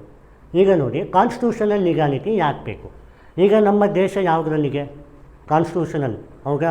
ಯಾರೂ ತಾರತಮ್ಯವನ್ನು ಮಾಡಬಾರ್ದು, ಎಲ್ಲರೂ ಪ್ರಜಾಸತ್ತಾತ್ಮಕವಾಗಿರಬೇಕು, ಡೆಮೊಕ್ರಾಟಿಕ್ ಕಂಟ್ರಿ ಅಂತ ಇದೆ, ನಾಟ್ ಜಸ್ಟ್ ರಿಟರ್ನ್ ಕಾನ್ಸ್ಟಿಟ್ಯೂಷನ್ ಅಂತ ಕರೀತಾರೆ. ಪ್ರಿಯಾಂಬಲ್ಲೇ ಇದೆ ಈಕ್ವಾಲಿಟಿ, ಜಸ್ಟಿಸ್, ಫ್ರಟರ್ನಿಟಿ ಅಂತ. ಫ್ರಟರ್ನಿಟಿ ಅಂದ್ರೇನು? ಬ್ರದರ್ಲಿಹುಡ್, ಹೌದಾ? ಈಕ್ವಾಲಿಟಿ ಅಂದ್ರೇನು? ಒಂದೇ ಸಮನಾಗಿ ನಾನು ನೋಡಬೇಕು ಅನ್ನುವಂಥದ್ದು. ಹಾಗಾದರೆ ಪ್ರಿಯಾಂಬಲನ್ನು ಅದನ್ನು ಯಾಕೆ ಕೊಟ್ಟಿದ್ದಾರೆ ಅಂತ ಗೊತ್ತಾಯಿತು, ಇನ್ಕ್ಲೂಸಿವ್ ಗ್ರೋತ್ ಆಗಲಿಕ್ಕೆ. ಸರಿ, ನಮ್ಮ ಸಂವಿಧಾನ ಪ್ರಿಯಾಂಬಲ್ ಮಾತ್ರವಾ ಫಂಡಮೆಂಟಲ್ ರೈಟ್ಸಿಗೆ, ಆರ್ಟಿಕಲ್ 21ಗೆ, ಅಂದರೆ ಏನು? Right to life with dignity. ನನಗಿಷ್ಟ ಬಂದಾಗ ನಾನು ಲೈಫ್ ಮಾಡ್ಬೋದು, ಯಾರೂ ನನ್ನ ಬಾಸ್ ಅಲ್ಲ, I am the boss for my life, ಹೌದಾ? The way I need to be, in a decorative way ನಾನು ಲೈಫ್ ಲೀಡ್ ಮಾಡ್ತೀನಿ. I want to go to Bagalkote today, I am very happy to go there. I want to stay in Manipur, I will stay there within the territory of India. ಅದು ಸ್ವಾತಂತ್ರ್ಯ, ಹೌದಾ? ಇನ್ನು fundamental duties ಅಂದ್ರೇನು? ನನ್ನ ಭಾರತದ ಹಕ್ಕು, ನನ್ನ ಭಾರತದ ಸಂವಿಧಾನ, ನನ್ನ ಭಾರತದ ಆತ್ಮವನ್ನು ನಾನು ಕಾಪಾಡುವಲ್ಲಿ ಯಾವಾಗಲೂ ಮುನ್ನಿಡ್ತೀನಿ. ಅಂದರೆ ಹಾರ್ಮನಿ. ಹಾರ್ಮನಿ ಅಂದ್ರೇನು? ಬ್ರದರ್ಹುಡ್, ಹೌದಾ? ನೆಕ್ಸ್ಟ್ ನೋಡಿ, ನಿಮಗೆ directive principle of state policy ಅಂತ ಬರ್ತದೆ. ರಾಜ್ಯ ನಿರ್ದೇಶಕ ತತ್ವಗಳು ಅಂತ ಕರೀತಾರೆ ಕನ್ನಡದಲ್ಲಿ. ಏನಂಗಂದರೆ ಫಂಡಮೆಂಟಲ್ ರೈಟ್ ಅಂದರೆ ನೀವು ಏನು ಮಾಡಬೇಕು ಅನ್ನುವಂಥದ್ದು. ಫಂಡಮೆಂಟಲ್ ಡ್ಯೂಟೀಸ್ ಅಂದರೆ ನಿಮ್ಮಿಂದ ದೇಶ ಏನು ವ್ಯಕ್ತಪಡಿಸ್ತಿದೆ ಅನ್ನುವಂಥದ್ದು. ಪ್ರಿಯಾಂಬಲ್ ಅಂದರೆ ಒಂದು ದೇಶ ಹೇಗಿದೆ ಅನ್ನುವಂಥದ್ದು. ಡೈರೆಕ್ಟಿವ್ ಪ್ರಿನ್ಸಿಪಲ್ ಆಫ್ ಸ್ಟೇಟ್ ಪಾಲಿಸಿಯಲ್ಲಿ 3 ವಿಧ ಇದೆ. ಆ ಥರ ಅಂದರೆ ಏನು ಅಂತಂದರೆ, ನೀವು ನಿಮ್ಮ ಪೆನಿನ್ಸುಲಾದಲ್ಲಿ, ಅಂದರೆ ನಿಮ್ಮ ಮನೆ, ನಿಮ್ಮ ಊರು, ನಿಮ್ಮ ಭಾಷೆ, ನಿಮ್ಮ ಒಂದು ಜೈವ ಕೈಕುಲದಲ್ಲಿ ಹೇಗೆ ನೀವು ದೇಶಕ್ಕೆ ಮತ್ತು ಇತರರಿಗೆ ಹ್ಯೂಮನ್ ಡೆವಲಪ್ಮೆಂಟ್, ಸಸ್ಟೈನಬಲ್ ಡೆವಲಪ್ಮೆಂಟ್, ಪ್ರಾಣಿ ಸಂಕುಲ ಹೇಗಿರಬೇಕು ಅಂತ ತೋರಿಸುತ್ತೆ. So directive principle of state ಪಾಲಿಸಿಯಲ್ಲಿ 3 ವಿಧ. ಒಂದು ಇಂಟಲೆಕ್ಚುವಲ್, ಇನ್ನೊಂದು ಗಾಂಧಿಯನ್ ಫಿಲಾಸಫಿ, ಇನ್ನೊಂದು socio economic condition, liberal policy ಅಂತ. ಅದರಲ್ಲಿ Gandhiji, Mahatma Gandhiji, father of nation ಏನು ಹೇಳಿದ್ದಾರೆ? Harmony, socio economic condition, decentralisation governance, individual participation ಅಂತೆಲ್ಲ ಹೇಳಿದ್ದಾರೆ. ಸೊ ಅದನ್ನೇ ನಾನು ನಿಮಗೆ ಇಲ್ಲಿ ಆರ್ಟಿಕಲ್ ಸಮೇತ ಕೊಟ್ಟಿದ್ದೀನಿ. ಈಗ article 14 fundamental rights, equality, 15, 16 regional ಭಯ ಆಗಿರಬಾರ್ದು, and 21 right to life with dignity. ಅದಾದಮೇಲೆ 23 ಪ್ರಾಹಿಬಿಟ್ ಲೇಬರ್, ಅಂದರೆ ಈ ಹ್ಯೂಮನ್ ಟ್ರಾಫಿಕಿಂಗ್ ಇದೆ. ಮೊದಲೆಲ್ಲ ನಿಮಗೆ ಗೊತ್ತಿದೆ, ಹಿರಿಕರು ಇದ್ದಾಗ ಅವರೆಲ್ಲ ತುಣಿಗು, ಕ್ಯಾಸ್ಟ್ ಬೇಗಲ್ಲಿ ತುಣಿಗು ಆ ಥರ ಎಲ್ಲ ಮಾಡ್ತಾಯಿದ್ರು.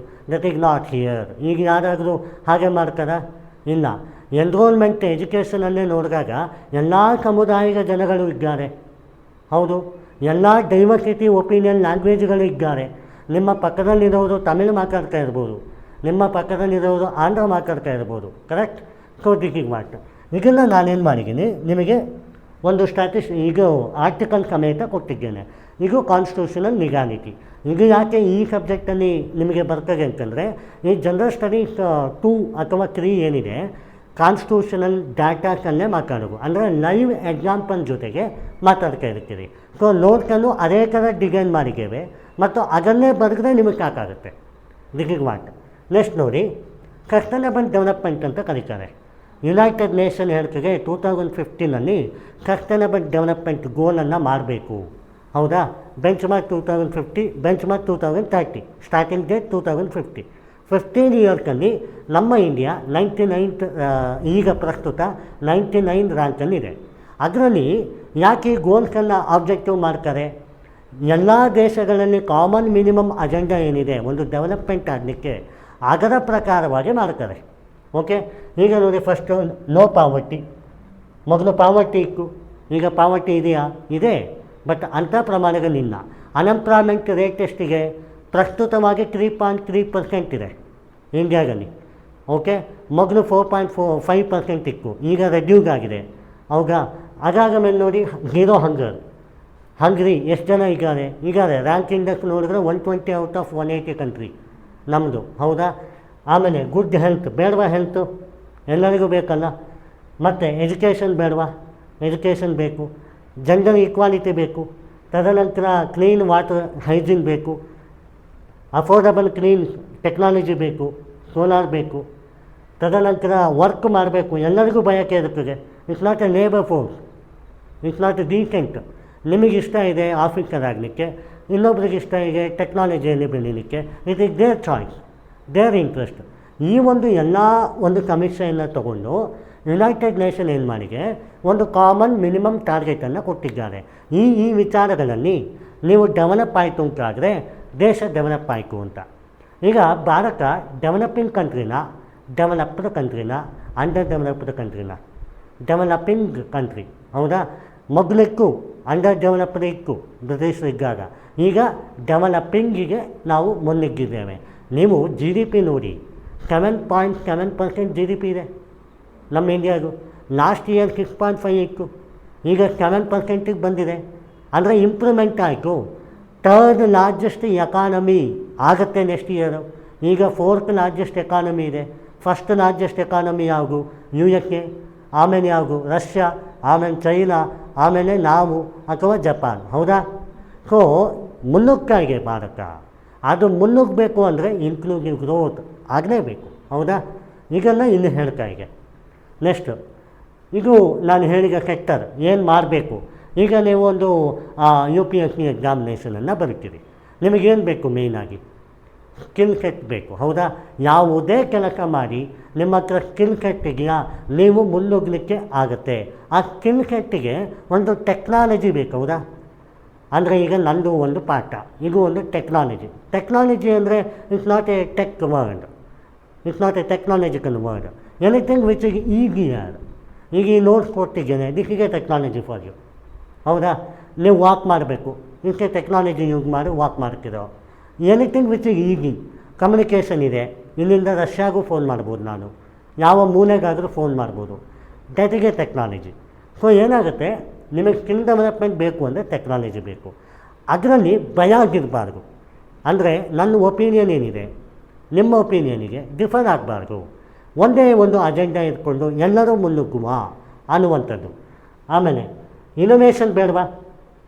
ಇನೋವೇಷನ್ ಯಾಕೆ ಬೇಕು? ಇನೋವೇಷನ್ ಒಂದು ಕೈಕಿನ ಪದ್ಧತಿ. ಈಗ ಇವತ್ತು ನಾನು ಈ ಪೆನ್ ಇಟ್ಕೊಂಡಿದ್ದೇನೆ. ನಾನು ಒಂದು 20-30 ವರ್ಷದ ಹಿಂದೆ ಇದ್ದಿದ್ರೆ ಚಾಪಿಕ್ ಹಿಡ್ಕೊತಿದ್ದೆ, ಕರೆಕ್ಟ್? ಅದಕ್ಕೂ ಹಿಂದೆ ಇರ್ತಿದ್ರೆ ಒಂದು ಮರದಲ್ಲಿ ಕೂತ್ಕೊಳ್ಳಿಕ್ಕೆ ಪಾಠ ಮಾಡ್ತಾಯಿದ್ದೆ, ಗುರುಕುಲ ಸಿಸ್ಟಮ್ ಥರ, ಹೌದಾ? ಎವಲ್ಯೂಷನ್ ಆಯ್ತಾ ಇಲ್ವಾ? ಎವಲ್ಯೂಷನ್ ಆಗಬೇಕು ಅಂದರೆ ಬುದ್ಧಿ ವಿಕಸನ ಆಗಬೇಕಾ ಬೇಡವಾ? ಅದನ್ನು ಇನ್ಕ್ಲೂಸಿವ್ ಗ್ರೋತ್ ಅಂತ ಕರಿತಾರ ಇಲ್ವಾ? ಕರಿತಾರಲ್ಲ. So this is why. So ಇದು ಒಂದು ಎಲಿಮೆಂಟ್, ಇನ್ಕ್ಲೂಸಿವ್ ಗ್ರೋತಿನ ಎಲಿಮೆಂಟು. ನೆಕ್ಸ್ಟ್ ನೋಡಿ ಚಾಲೆಂಜಸ್ಸು. ಸೇಮ್ ಚಾಲೆಂಜಸ್ಸಲ್ಲಿ ಏನಾಗುತ್ತೆ, UPSCಯಲ್ಲಿ ನಿಮಗೆ ಒಂದಷ್ಟು ಇನ್ಫಾರ್ಮೇಷನ್ ಇರುತ್ತೆ. ಈಗ ಒಂದು 2 pages ಆನ್ಸರ್ ಇರುತ್ತೆ, ಓಕೆ? 10 ಮಾರ್ಕರ್ ಕ್ವಶನ್ ನೋಡಿ. 1 ಪೇಜು, 2 ಪೇಜು, ಸರಿ? ಈಗ ಒಂದು ಚಾಪ್ಟರ್ ಇನ್ಕ್ಲೂಸಿವ್ ಗ್ರೋತ್ ಬಗ್ಗೆ ಒಂದು ಕ್ವಶನ್ ಕೊಟ್ಟಿದ್ದಾರೆ. ಈಗ ಇನ್ಕ್ಲೂಸಿವ್ ಗ್ರೋತ್ ಆ ಒಂದು 10 pages 10 ಮಾರ್ಕರಲ್ಲಿ ನೀವು 6 ಮಾರ್ಕ್ಸ್ ತೊಗೊಳ್ಬೇಕು ಅಂದರೆ ನಿಮ್ಗೆ ಏನೇನು ಬೇಕು? ನಂಬರ್ 1 ಇಂಟ್ರಡಕ್ಷನ್ ಬೇಕು.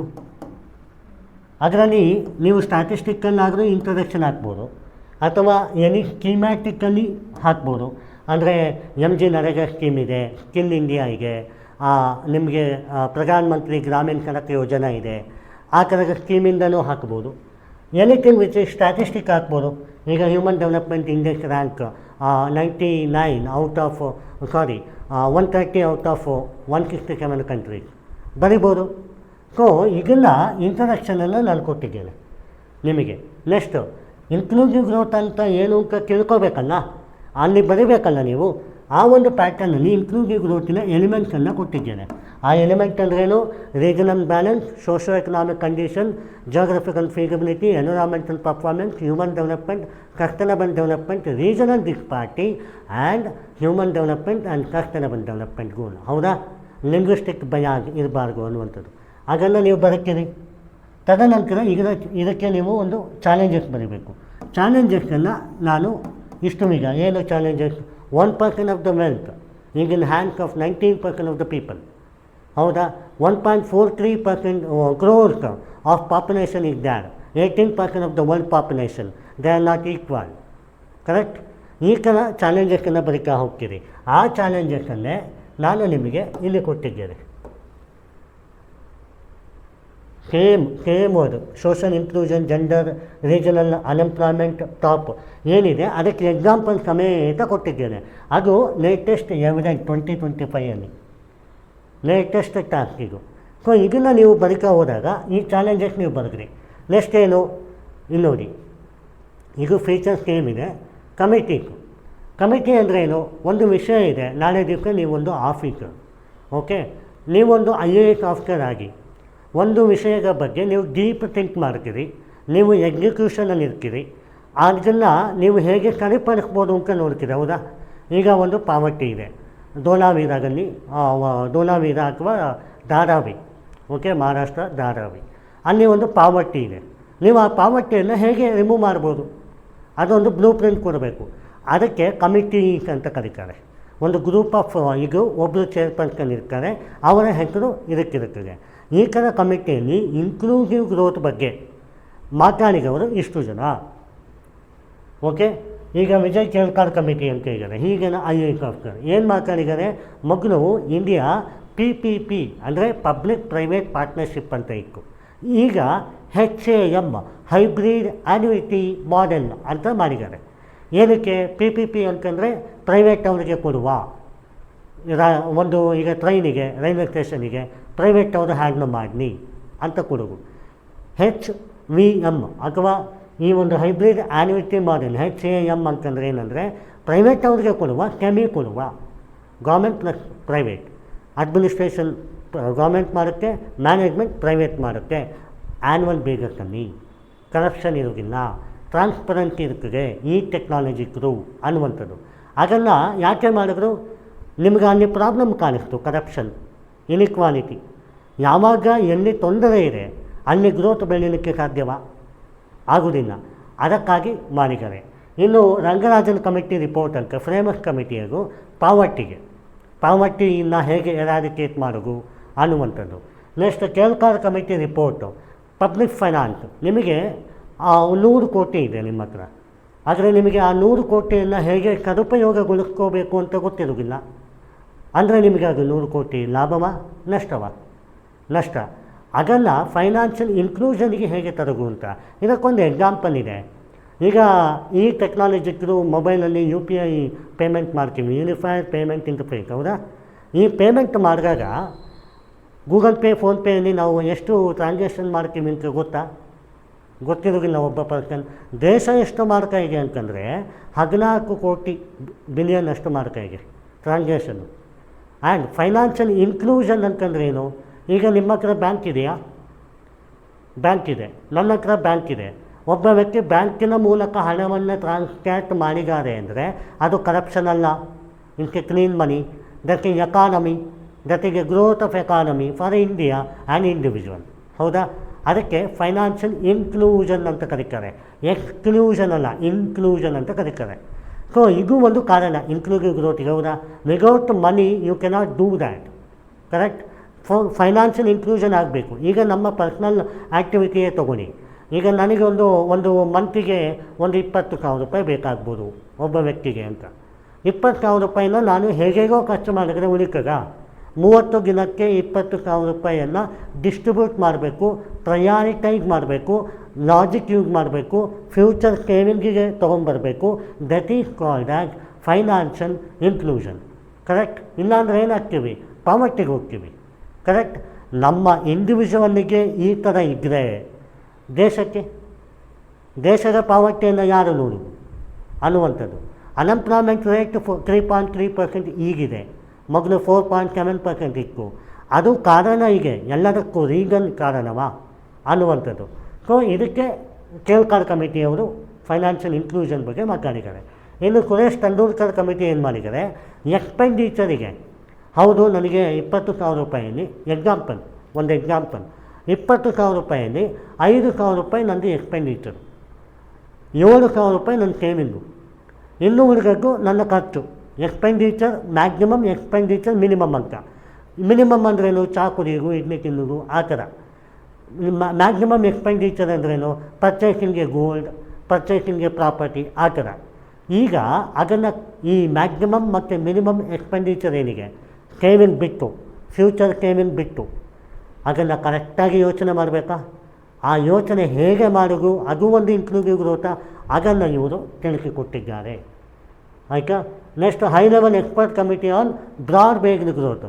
ನನ್ನ ಹತ್ರ ನಾನು ಬಡವ, ನನ್ನ ಹತ್ರ ದುಡ್ಡಿಲ್ಲ, ದುಡ್ಡು ಕೊಡುಗ, ನೀವು ಶ್ರೀಮಂತರು, ನನಗೆ ದುಡ್ಡು ಕೊಟ್ಟರೆ ನಾನು ಚೆನ್ನಾಗಿರ್ತೀನ? 1 ಕೋಟಿ ಕೊಡ್ತೀರಿ ನೀವು ಇವತ್ತು, ನಾನು ಚೆನ್ನಾಗಿರ್ತೀನ? ತಪ್ಪದು. ನೀವು ನನಗೆ ಎಂಪ್ಲಾಯ್ಮೆಂಟ್ ಕೊಡಿ, ಪರ್ ಮಂತ್ ನನಗೆ ಸ್ಯಾಲ್ರಿ ಫಿಕ್ಸ್ ಮಾಡಿ, ನನ್ನ ಕೆಪಾಸಿಟಿ, ನನ್ನ ಓರಿಯೆಂಟೇಷನ್, ನನ್ನ ಸ್ಕಿಲ್ ಸೆಟ್ ನಿಮಗೆ ಬಳಕೆ ಆಗಲಿ.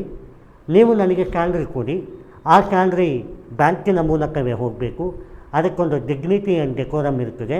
ನಾನು ಎಷ್ಟು ಓದಿರ್ತೇನೆ, ನನ್ನ ಎಷ್ಟು ಮಿತಿ ಇದೆ, ಎಷ್ಟು ಸ್ಕಿಲ್ ಸೆಟ್ಟಿಗೆ, ಅದರ ಮೂಲಕ ನಿಮ್ಮ ಗ್ರೋತ್ ಆಗುತ್ತೆ.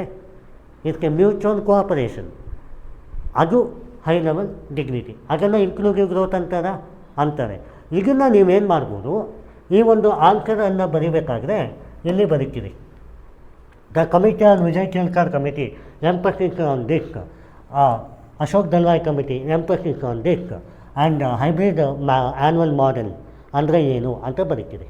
ತದನಂತರ ಸೊಲ್ಯೂಷನ್ ಕೇಳ್ತಾರೆ.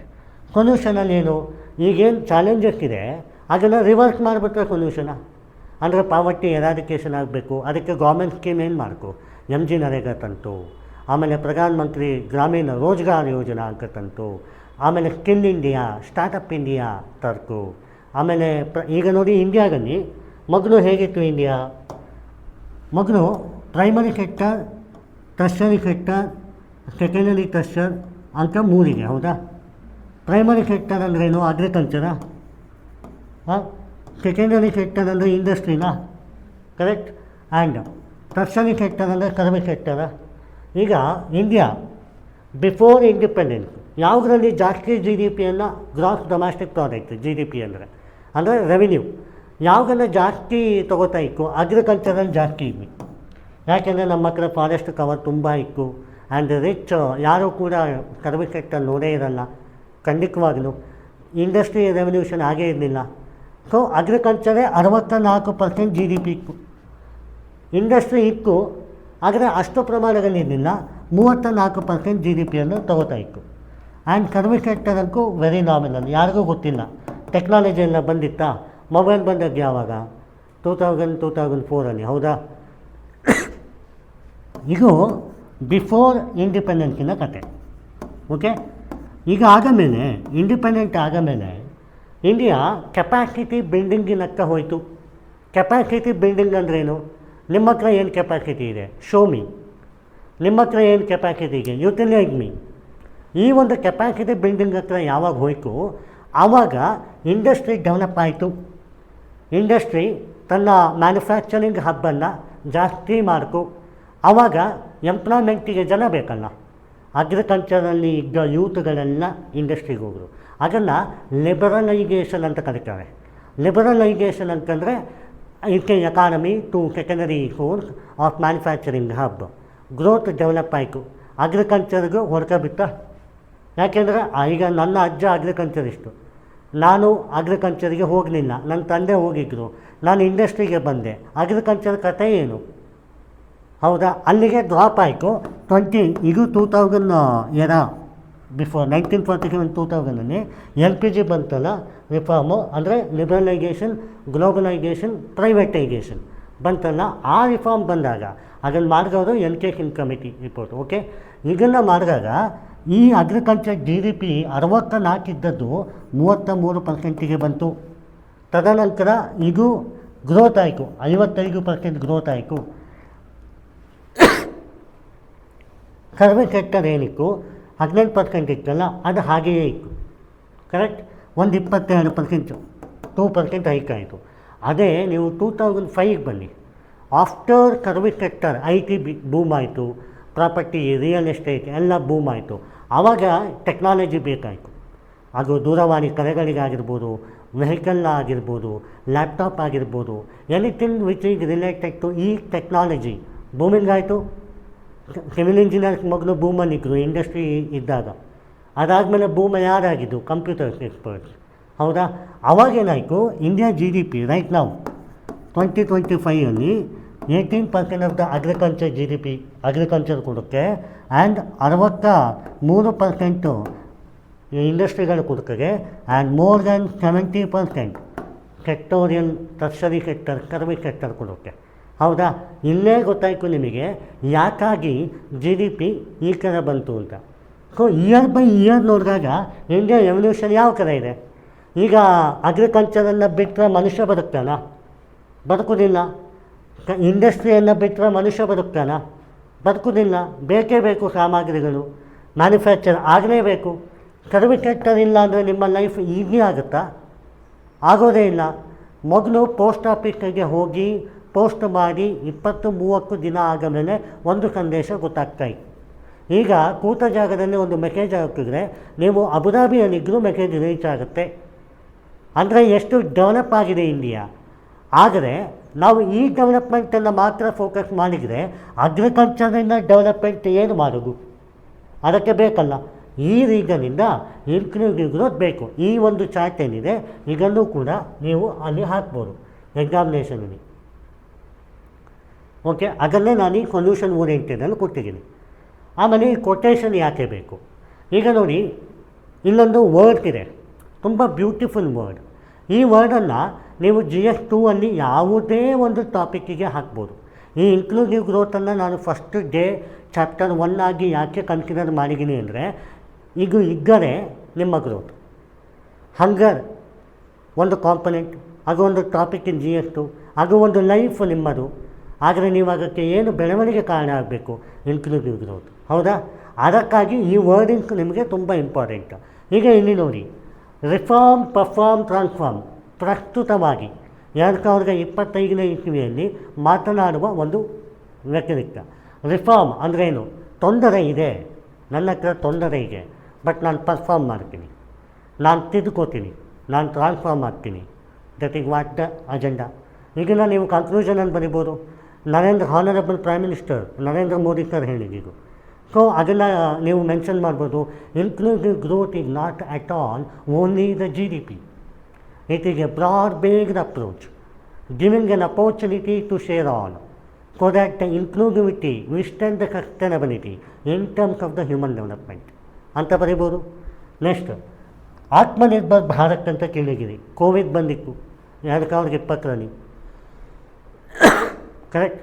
2020ರಲ್ಲಿ ಕೋವಿಡ್ ಬಂದಾಗ ಎಷ್ಟು ಜನ ಮನೇಲಿದ್ರಿ? ಎಷ್ಟು ಜನ ಜಾಬಲ್ಲಿರಲಿಲ್ಲ? ಆವಾಗ ಒಂದು ಪ್ಯಾಕೇಜ್ ತಂದು ಆತ್ಮನಿರ್ಭರ ಆಗಬೇಕು. ನಾವು ಯಾವುದೇ ದೇಶಕ್ಕೆ ನಾವು ಬಗ್ಗಬಾರ್ದು. ಪಾವರ್ಟಿಯಲ್ಲಿ ಎಷ್ಟು ಕರ ಇರ್ಬೋದು, ವರ್ಲ್ಡ್ ಬ್ಯಾಂಕಿಂದ ಲೋನನ್ನು ಎಷ್ಟು ಕನ ತೊಗೊಬರ್ಬೋದು. ನೀವು ಈಗ ನಿಮ್ಮ ಪರ್ಸ್ನಲ್ ಲೋನ್ SBIಯಿಂದ ಎಷ್ಟು ಕನ ತರ್ತೀರಿ? 1 ಕನ ತರ್ತೀರಿ, 2 ಕನ ತರ್ತೀರಿ, 3ನೇ ಕನ you have to go to job. ಹೌದಾ? ಅದೇ ದೇಶದ ಪರಿಸ್ಥಿತಿ. ಆತ್ಮನಿರ್ಭರ್ ಭಾರತ್ ಅಂತ ಕರೀತಾರೆ.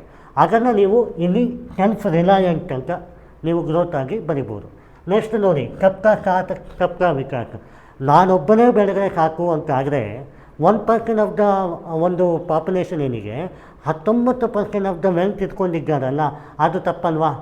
ಸೊ ನಾನು ಬೆಳಿಬೇಕು, ನೀವು ಬೆಳಿಬೇಕು. ನಾನು ನನ್ನ ಹತ್ರ ಇರೋ 100 ಕೋಟಿಯನ್ನು ನಿಮಗೆ ಕೊಡ್ತೇನೆ ಅಂತ ನಾನು ಹೇಳಿಲ್ಲ. ನಾನು ಹೇಳಿದ್ದು, ನಿಮ್ಮ ಹತ್ರ ಸ್ಕಿಲ್ ಇದೆ, ನನಗೆ ಕೊಡಿ, ನನ್ನ ಹತ್ರ ಇರೋ 100 ಕೋಟಿಯಲ್ಲಿ ನಿಮಗೆ ಸ್ಯಾಲ್ರಿಯನ್ನು ಕೊಡ್ತೀನಿ. ಇಲ್ಲ, ನಿಮ್ಮ ಸ್ಕಿಲ್ ಸೆಟ್ ತುಂಬ ಚೆನ್ನಾಗಿದ್ದರೆ you will be a my partner in the business. So equal opportunity, dignity, decorum, ಅದನ್ನು ಸಬ್ಕಾ ಸಾಥ್ ಸಬ್ಕಾ ವಿಕಾಸ್ ಅಂತ ಕರೀತಾರೆ. ಇದು ಹಾನರಬಲ್ ನರೇಂದ್ರ ಮೋದಿಯವರ ಒಂದು ಸ್ಕೀಮ್. ವಸುದೈವ ಕುಟುಂಬಕಂ ಅಂತ ಒಂದಿದೆ. ಮಹಾಭಾರತದ ಕೃಷ್ಣಗೆ ಇವರು ಹೇಳಿದ್ದು ಇದು. ವಸುದೈವ ಅಂದರೆ ಏನು? ಎಲ್ಲರೂ ಒಂದೇ, ಒಕ್ಕೂಟ, ನಮ್ಮವರು. ಈಗ ನಿಮ್ಮ ಫ್ರೆಂಡ್ಸ್ ಇರ್ತಾರೆ ಒಂದು 5-6 ಜನ. ಓಕೆ, ಒಬ್ಬರು ಒಂದೊಂದು ಥರ ಮಾತಾಡ್ತಾರೆ. ನಿಮಗೆ ಕೆಲವರು ಮಾತಾಡೋದು ಚುಚ್ಚಬೋದು, ಕೆಲವರು ಮಾತಾಡೋದು ಹೊಗಳಿಕೆ ಇರ್ಬೋದು, ಕೆಲವರು ನಿಮಗೆ ಅದರಲ್ಲಿ ಕಾಲಕ್ರಮೇಣ ಒಬ್ಬರೇ ನಿಮಗೆ ಬೆಸ್ಟ್ ಫ್ರೆಂಡ್ ಆಗ್ತಾರೆ. ಹೌದಾ? ಹಲವು ಫ್ರೆಂಡ್. ಯಾಕೆ? ವಿಭಿನ್ನತೆಯಲ್ಲಿ ಏಕತೆ. ಹೌದಾ? ಅದೇ ವಸುದೈವ ಕುಟುಂಬಕಂ. ನಮಗೆ ಎಲ್ಲರೂ ಒಂದೇ ಅಂತ ಬ್ರಾಡ್ ಮೈಂಡ್ ಯಾವಾಗ ಬರ್ತದೆ, ಆ ಒಂದು ಚುಚ್ಚುವಿಕೆ ಅಥವಾ ಅವರ ಮಾತುಗಳ ಅನಿಸಿಕೆಗಳು ನಿಮ್ಮ ಮೆದುಳಿಗೆ ಹೋಗೋದೇ ಇಲ್ಲ. ಸೊ ಇವಾಗ ಟಾರ್ಗೆಟ್ ಓರಿಯೆಂಟೆಡ್. ಯಾವಾಗ ಈ ಟಾರ್ಗೆಟ್ ಓರಿಯೆಂಟೆಡ್ ಇರ್ತೀವಿ, ಆಬ್ವಿಯಸ್ಲಿ ವಸುದೈವ ಕುಟುಂಬಕಂ ನಿಮಗೆ ಅಂತ ಶ್ರೀಕೃಷ್ಣ ಪರಮಾತ್ಮ ಹೇಳಿದ್ದಾರೆ. ಇದನ್ನು ನೀವು ಇನ್ಕ್ಲೂಸಿವ್ ಗ್ರೋತಲ್ಲಿ ಬರಿಬೋದು. Next, one nation one world. Correct. ಎಷ್ಟು ನೇಷನ್ಸಿದೆ? There are many nations. ಈಗ 167 ಕಂಟ್ರೀಸ್ ಯುನೈಟೆಡ್ ನೇಷನ್ಸ್ ಇದೆ. ಮೋರ್ ದ್ಯಾನ್ ದ್ಯಾಟ್ ಇದೆ, ಹೌದಾ? 293 ಕಂಟ್ರೀಸ್ ಇದೆ. ಲೆಕ್ಕ ಹಾಕಿದ್ರೆ ಎಲ್ಲವೂ ನಮ್ಮವರೇ. ಈಗ ಇರಾನ್ ಮತ್ತು ಅಮೇರಿಕಾ ಮತ್ತು ಇಸ್ರೇಲ್ ವಾರ ಆಗ್ತಾ ಇದೆ. If they consider one nation one world, it won't be happen. ನನಗೆ ಪೆಟ್ಟಿ ಜನಕ್ಕೆ over. Despite of the jealousy, people are conquered the whole the nation. You are suffering from the gas leak and they are suffering from the blast. They are not okay with this. How come it is possible to maintain the healthy life? This is what the agenda of inclusive growth. You have to maintain the balance of one nation, one world. Then it will be conquered enough. That is what the reason. And ನೋಡಿ, Antyodaya to ಸರ್ವೋದಯ ಅಂತಂದರೆ ಏನು? ಈ ವರ್ಡ್ಗಳು ತುಂಬ ಚೆನ್ನಾಗಿದೆ. You can utilise it in a very frequent way in every paper of GS to GS3. ಇದು ಮಹಾತ್ಮ ಗಾಂಧಿಯವರು ಹೇಳಿದರು. ನೀವು ಕೈಗೆಟಕುವ ಮಾದರಿಯನ್ನಿದ್ದೀರಿ. ನಾನು ನಿಮಗೆ ಪಾಠವನ್ನು ಅದ್ಭುತವಾಗಿ ಮಾಡ್ತೀನಿ. ಲಾಸ್ಟಲ್ಲಿ ಕೂತಿರ್ತಾರೆ, ಅವರಿಗೆ ನನ್ನ ಪಾಠ ಕೇಳೋಗಿಲ್ಲ ಅಂತಾದರೆ ನಾನು ಹೇಳಿದ 1 hour ಯೂಸ್ ಆಗಲಿಲ್ಲ. ಅಂದರೆ I have to reach out the people they are in the last. Reaching the last mile regard is the scheme. ನೀವು ಒಂದು IAS ಆಫೀಸರ್ ಆಗಿರ್ತೀರಿ. ನೀವೊಂದು ಸ್ಕೀಮನ್ನು ಇಂಪ್ಲಿಮೆಂಟೇಷನ್ ಮಾಡಬೇಕು ಅಂತಾದರೆ ಕೇವಲ ನನಗೆ ಮಾತ್ರ ಮಾಡಿದರೆ ಸಾಕಾ? ಆಗೋದಿಲ್ಲ. ಗೋವಾದ ಲಾಸ್ಟಿನ ವಿಲೇಜಿಗೂ ಮಾಡಬೇಕು, ಅಂಡಮಾನ್ ನಿಕೋಬಾರಿ ದ್ವೀಪಕ್ಕೂ ಮಾಡಬೇಕು, ಹೌದಾ? ಆವಾಗ ಮಾತ್ರ ಅಂತ್ಯೋದಯ ಟು ಸರ್ವೋದಯ ಆಗುತ್ತೆ, ಹೌದಾ? ಈಗಕ್ಕೆ upliftment of the person with the society ಅಂತ ಕರೀತಾರೆ. ಗೊತ್ತಾಯಿತು? ನೆಕ್ಸ್ಟು, ಈಗ ಈ ಸ್ಟೇಟ್ಮೆಂಟೆಲ್ಲ ಇದೆ, ಯಾರ್ಯಾರು ಏನೇನು ಹೇಳಿದರು. ರಿಯಲ್ ಕೆಪಬಿಲಿಟಿ ಅನ್ನುವಂಥದ್ದು ಯಾವುದರಿಂದ ಸಿಗುತ್ತೆ? ಫ್ರೀಡಮ್ಮಿಂದ ಸಿಗುತ್ತೆ. The more the freedom, what will happen? That is a crunch. ಅಮೃತವೂ ವಿಷ ಜಾಸ್ತಿ ಆಗಿದೆ, ಕರೆಕ್ಟಾ? ಸೊ ಎಷ್ಟು ಬೇಕು ಅಷ್ಟೇ ಡಿಸ್ಟ್ರಿಬ್ಯೂಷನನ್ನು ಕೊಡಬೇಕು ಅನ್ನೋದು ಕ್ಯಾರೆಕ್ಟರಿಸ್ಟಿಕ್ಕ. ಅದನ್ನು ಇನ್ಕ್ಲೂಸಿವ್ ಗ್ರೋತ್ ಅಂತ ಕರೀತಾರೆ. That is what Amartya Sen ಹೇಳಿದ್ದಾರೆ, ಎಕನಾಮಿಸ್ಟು. ಹಾಗೆಲ್ಲ ಇಲ್ಲಿ ಬರೆದಿದ್ದೇನೆ. ಪಾವರ್ಟಿ ರಿಡಕ್ಷನ್, ರಂಗರಾಜನ್ ಕಮಿಟಿ, ನಾನು ಹೇಳಿದೆ ಅವತ್ತು. ಇಂಡಿಯಾ ಈಗ ಅಪರ್ಚುನಿಟಿ ಕಂಟ್ರಿ. ಯಾಕೆ ಹೀಗೆ ಕರೀತಾರೆ?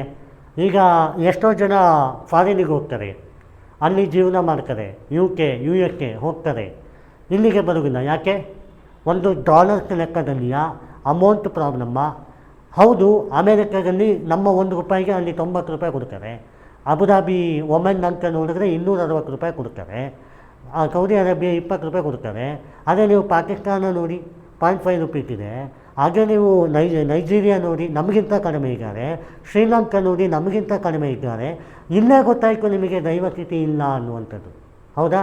ಇದಕ್ಕೆ ಬ್ಯಾಲೆನ್ಸ್ಡ್ ಅಪ್ರೋಚ್ ಇರಬೇಕು ಅನ್ನುವಂಥದ್ದಕ್ಕೆ ಈ ಒಂದು heart beat of the development ಅಂತ ಕರೀತಾರೆ. ಗೊತ್ತಾಯ್ತಾ? ಇದಿಷ್ಟನ್ನು ನೀವು ಆರಾಮಕ್ಕೆ ಬದುಕ್ತಾ ಹೋಗ್ಬೋದು. ಆಮೇಲೆ ಡೈರೆಕ್ಟ್ ಬೆನಿಫಿಟ್ ಟ್ರಾನ್ಸ್ಫರ್ ಅಂದರೆ ಏನು? ಡೈರೆಕ್ಟ್ ಬೆನಿಫಿಟ್ ಟ್ರಾನ್ಸ್ಫರ್, ನನ್ನ ಹತ್ರ ಒಂದು ಎಜುಕೇಷನ್ ಇದೆ, ನಾನು ನನ್ನ ನಾಲೆಜನ್ನು ನಿಮಗೆ ಡೈರೆಕ್ಟಾಗಿ ಕೊಡ್ತೀನಿ. ಒಂದು. ಎರಡನೇದು, I have A person with here, ಅವರ ಥ್ರೂ ನಿಮಗೆ ಕೊಡ್ತೀನಿ. ಸೊ ಅವ್ರಿಗೆ ಇಷ್ಟ ಬಂದಂಗೆ ಕೊಡ್ತಾರೆ, ಹೌದಾ? ನಾಲೆಜ್. ಅಥವಾ ನನ್ನ ಹತ್ರ ₹5 ಇದೆ, I have to give you to transfer ₹5. But ನಾನು ಅವ್ರಿಗೆ ಕೊಟ್ಟಾಗ ಅವರಿಗೂ ಒಂದು ಆಸೆ ಇರ್ತದೆ, ನಾನು ₹4 ಕೊಡುವ ಅವರಿಗೆ, ನಾನು ₹1 ಲಾಭ ಮಾಡಿಕೊಡುವ. ಸೊ ಡೈರೆಕ್ಟ್ ಬೆನಿಫಿಟ್ ಟ್ರಾನ್ಸ್ಫರ್ ಅಂದರೆ I am the receiving end, you are the receiving end, I am the distribution end to end transfer.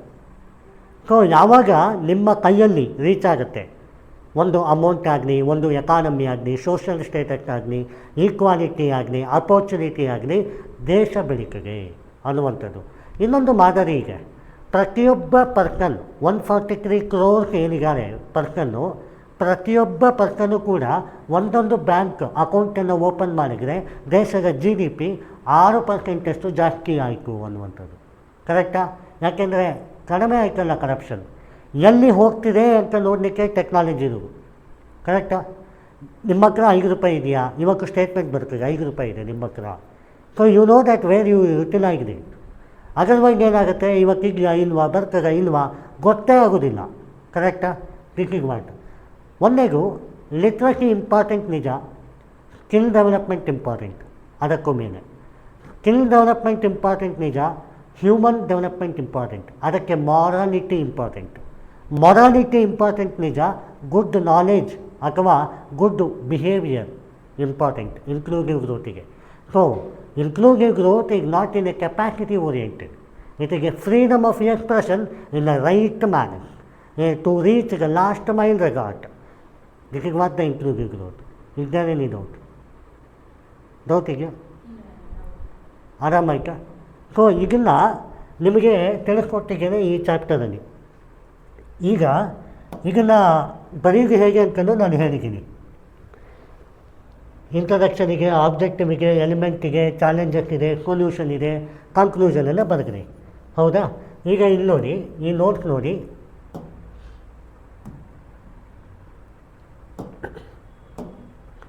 ಈ ನೋಟ್ಸ್ 13 ಪೇಜ್ ನೋಟ್ಸ್ ಏನಿದೆ ಇದನ್ನು ನೀವು ರಿವೈಸ್ ಮಾಡ್ತೀರಿ. ಓಕೆ? ಪೂರಾ ಪಾಠವನ್ನು ಕೇಳಿಬೇಕಾದ್ರೆ ಇನ್ನೊಂದು ಸಲ ಪೂರಾ ರಿವೈಸ್ ಮಾಡ್ತೀರಿ.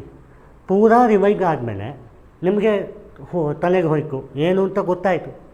ತದನಂತರ ಏನು ಮಾಡಿ, A4 ಶೀಟ್ ತೊಗೊಳ್ಳಿ. ಸರಿನಾ? A4 ಶೀಟಲ್ಲಿ ಈ ಥರ ಈಗೊಂದು ಕ್ಯಾಂಪನ್ ನಾನು ಇದನ್ನು ನಿಮಗೆ ಕಳಿಸ್ತೀನಿ. ಓಕೆ? ಈಗ ನಾನು ಮಾಡಿರ್ತಕ್ಕಂಥ ಒಂದಿದು ನಾನು ನಿಮಗೆ ಹೇಳಿದೆ, ಮೇನ್ಸು GS1 ಬೆಳಿಗ್ಗೆ ಇರ್ತದೆ, GS2 ಮಧ್ಯಾಹ್ನ ಇರ್ತದೆ. You have 2 hours to revise. Total 27 sub topic of ಇದು 47 ಸಬ್ ಟಾಪಿಕ್ ಆಫ್ GS3. ನಿಮಗೆ ಇಷ್ಟು ಸಬ್ಜೆಕ್ಟನ್ನು ಈಗ ಈ ಒಂದು ಸಬ್ಜೆಕ್ಟೇ 13 ಪೇಜಿಗೆ. ಓಕೆ? ಇಷ್ಟು ಸಬ್ಜೆಕ್ಟನ್ನು ನೀವು ಓದಬೇಕು ಅಂತಾದರೆ ನಿಮಗೆ ಟೈಮ್ ಇರೋದು 2 hours. ಅಂಥ ಟೈಮಲ್ಲಿ ನೀವೇನು ಮಾಡಬೇಕು, you need a short notes. ಇವತ್ತೇ ಮಾಡಿದರೆ ಶಾರ್ಟ್ ನೋಟ್ಸ್ ನಿಮಗೆ ಬೆನಿಫಿಟ್ ಆಯಿತು. ಆ ಶಾರ್ಟ್ ನೋಟ್ಸ್ ಹೇಗೆ ಮಾಡಬೇಕು ಅನ್ನೋದಕ್ಕೆ ಒಂದು ಎಕ್ಸಾಂಪಲ್. ಈಗ ಇನ್ಕ್ಲೂಸಿವ್ ಗ್ರೋತ್ ಅಂತ ನೋಟ್ಸಿದೆ. ಆ ಇನ್ಕ್ಲೂಸಿವ್ ಗ್ರೋತಲ್ಲಿ ಇಂಟ್ರಡಕ್ಷನ್ ನೋಡಿ, ಬ್ರಾಡ್ ಬೇಗ್ ಅಷ್ಟೇ ಇಂಪಾರ್ಟೆಂಟು. ಇಟಿಗೆ ಬ್ರಾಡ್ ಬೇಗ್ನ opportunity, giving a share approach ಹಾಗೆಲ್ಲ ಇದೆ. ಇಟಿಗೂ ದಟ್ಟಿಗೂ ಕುಡ್ಡು ಉದ್ದು ವಾಗ್ ಏನು ಬೇಡ, direct hit, share base, growth base, benefit to all section of the society, equality, efficiency ಅದು ಇಂಪಾರ್ಟೆಂಟು. ಈಕ್ವಾಲಿಟಿ ಅಂದ್ರೇನು, ಎಲ್ಲರೂ ಒಂದೇ. ಎಫಿಷಿಯನ್ಸಿ ಅಂದರೆ ನಾನು ಯಾವುದಕ್ಕೆ ಕೊಡಬೇಕು ಅದಕ್ಕೆ ಮಾತ್ರ ಕೊಡಬೇಕು ಅನ್ನುವಂಥದ್ದು. ಹೌದಾ? ಈಗ ಒಬ್ಬರು ರ್ಯಾಂಕ್ ತೊಗೋಬೇಕು ಅಂತಿದ್ದಾರೆ, ಇನ್ನೊಬ್ಬರು ರ್ಯಾಂಕ್ ತೊಗೋಬೇಕು ಅಂತ ಇದ್ದಾರೆ. ಈಗ ಒಬ್ಬರು ರ್ಯಾಂಕ್ ತೊಗೋಬೇಕು ಅಂತ ಬಾಯಲ್ಲಿ ಹೇಳ್ತಾರೆ, ಇನ್ನೊಬ್ಬರು ರ್ಯಾಂಕ್ ತೊಗೋಬೇಕು ಅಂತ ನಿಜ ಓದ್ತಾರೆ. ಯಾರಿಗೆ ನಾವು ಅಟೆನ್ಷನ್ ಕೊಡಬೇಕು? That is what the efficiency. ಹೌದಾ? ಅದನ್ನು ಅದು ನಿಮಗೆ ಎಕ್ಸಾಮಲ್ಲಿ ಏನು ಬರೀತೀರಿ, 2 ಪೇಜಿಗೆ ನಿಮಗೆ ಏನು ಬರೀತೀರಿ, ಯಾವ ವರ್ಡ್ ಇಂಪಾರ್ಟೆಂಟಿಗೆ ಅಷ್ಟೇ ಬರೀಬೇಕು. ಈಗವಾಗದಟ್ಟು ಕುದ್ದು ಉದ್ದೇಶ ಬೇಡ. ಆಮೇಲೆ ಆಬ್ಜೆಕ್ಟಿವ್ ನೋಡಿ, broad base, employment, human development, social inclusion, financial inclusion, regional balance, diversity and environmental sustainability ಮುಗೀತು. ಅದರಲ್ಲಿ it is one of the component in environmental sustainability ಏನು ಬೇಡ. ಓಕೆ? ಸ್ಟ್ಯಾಟಿಸ್ಟಿಕ್ಕು, ಪಾಪ್ಯುಲೇಷನ್ ಎಷ್ಟಿಗೆ 1.43 ಬಿಲಿಯನ್ನಿಗೆ, literature rate, labour work force, ಮೆನ್ನೆಷ್ಟು ಈಗೆಷ್ಟು ಈಗಿದು, ಎಷ್ಟು ಮಿನಿಮಮ್ ವರ್ಕ್ ಇರ್ತದೆ, ಎಷ್ಟು ಮ್ಯಾಕ್ಸಿಮಮ್ ಕಂಟೆಂಟ್ ಇರ್ತದೆ, ಎಷ್ಟು ಮ್ಯಾಕ್ಸಿಮಮ್ ಕಂಟೆಂಟ್ ಒಂದೇ ಪೇಜಲ್ಲಿ ಇರ್ತದೆ, ಒಂದು ಟಾಪಿಕ್. ಅದು ನಿಮಗೆ ನೆನಪಾಗುತ್ತಾ? ಆಯಿತು. ಈ ಥರ ಮಾಡಿದಾಗ ನಿಮಗೇನು ಲಾಭ ಆಗುತ್ತೆ, ಒಂದು ಪೇಜ್ ಈಗ 13 ಪೇಜಿನ ನೋಟ್ಸನ್ನು ಒಂದು ಪೇಜಲ್ಲಿ ನೀವು ಇಳಿಸಿದ್ದೀರಿ. ಇದನ್ನು ನೀವು ರಿವೈಸ್ ಮಾಡೋಕ್ಕೆ ಎಷ್ಟು ನಿಮಿಷ ತೊಗೋತೀರಿ? 5 minutes ಆಗೋದೇ ಇಲ್ಲ. ಯಾಕೆ ಗೊತ್ತಾ? 13 ಪೇಜ್ ನೋಟ್ಸ್ನ ನೀವೊಂದು ಸ್ಟಾರ್ಟಿಂಗ್ ಒಂದು 30 ನಿಮಿಷ ತೊಗೋಬೋದು, ನೆಕ್ಸ್ಟ್ 20 ನಿಮಿಷ ತೊಗೋತೀರಿ, ನೆಕ್ಸ್ಟ್ 10 ನಿಮಿಷ ತೊಗೋತೀರಿ. ಹಾಗೆ ನೀವು ಶಾರ್ಟ್ ನೋಟ್ಸ್ ಮಾಡಿದಾಗ ಅಷ್ಟೂ ಸಾರಾಂಶ ಒಂದೇ ಪೇಜಲ್ಲಿ ಇರ್ತದೆ. ಆವಾಗ ಏನಾಗುತ್ತೆ, ನಿಮಗೆ 1 ನಿಮಿಷವೂ ಬೇಡ. ಯಾಕೆಂದರೆ ನೀವು ರಿವೈಸ್ ಮಾಡಿ ಮಾಡಿ ಮಾಡಿ ಮಾಡಿ ಹೋಗ್ತೀರಾ. ನಿಮ್ಮ ಕೆಲಸ ಏನು, ಇವತ್ತು ಪಾಠ ಮಾಡಿದ್ದೇನೆ ಇನ್ಕ್ಲೂಸಿವ್ ಗ್ರೋತ್, ಈ ಥರ ಮಾಡ್ತೀರಿ. ರಿವೈಸ್ ಮಾಡ್ತೀರಿ, ನಾಳೆ ಪಾಠ ಮಾಡ್ಕೊಂಡು ಒಂದು ಅದನ್ನು ಈ ಥರ ಮಾಡ್ತೀರಿ, ಈಗ ಜೊತೆ ಅದನ್ನು ರಿವೈಸ್ ಮಾಡ್ತೀರಿ. ಕರೆಕ್ಟ್? ನಾಳೆ ಒಂದು ಪಾಠ ಮಾಡ್ತೀನಿ, ನಾಳೆನೂ ಸ್ಟ್ಯಾಟಿಸ್ಟಿಕ್ ಎಲ್ಲ ಬರ್ತದೆ. ಈಗೆಲ್ಲ ಇಂಟರ್ಲಿಂಕ್ ಮಾಡಬೇಕು. ಅದನ್ನು ಒಂದು ಟಾಸ್ಕಿಗೆ, ಅದು ನಾನು ಈಗ ಆಗ ಮೇಲೆ ಹೇಳ್ತೀನಿ. ಇವಾಗ ಏನಾಗುತ್ತೆ, ನಿಮಗೆ ಓದಿದ್ದೇನೆ ಅನ್ನೋ ಸ್ಯಾಟಿಸ್ಫ್ಯಾಷನಿಗೆ. ಹೌದಾ? ನೀವು 1 ಅವರ್ ಕೂತ್ಕೊಂಡಿದ್ದೀರಾ, 1 ಅವರಲ್ಲಿ ಮ್ಯಾಕ್ಸಿಮಮ್ ಇನ್ಪುಟ್ ತೊಗೋಬೇಕು. That is what the bigger approach, inclusive growth. ಹೌದಾ? ಟೈಮಿಗೆ ವ್ಯಾಲ್ಯೂ, ಮನಿಗೆ ವ್ಯಾಲ್ಯೂ, ಅದಕ್ಕೆ ಈಗಿರೋದು. ಈಗೆಲ್ಲ ಕ್ಯಾಂಪನನ್ನು ನಾನು ನಿಮಗೆ ಕಳಿಸ್ತೀನಿ. ಅದರಲ್ಲಿ ನೋಡಿ, ಇವಾಗ ಕಮಿಟಿ ವಿಜಯ್ ಕೇಳ್ತಾರೆ ಏನೇನು ಹೇಳ್ಕು ಅಷ್ಟೇ. ರಂಗರಾಜನ್ ಪಾವರ್ಟಿ ಲೈನ್ ಅಲ್ಲಿ ಉದ್ದಕ್ಕಿದೆ ಲೈನ್. ಹೌದಾ? ಏನಿದೆ ಅಲ್ಲಿ? ಈಗ ನೋಡಿ, ಇಲ್ಲಿ ರಂಗರಾಜನ್ ಪಾವರ್ಟಿ ಲೈನ್ ಅಂತ ಬರೆದಿದ್ದೀನಿ. ಅಲ್ಲೇನಿದೆ ನೋಡ್ಕೊಳ್ಳಿ.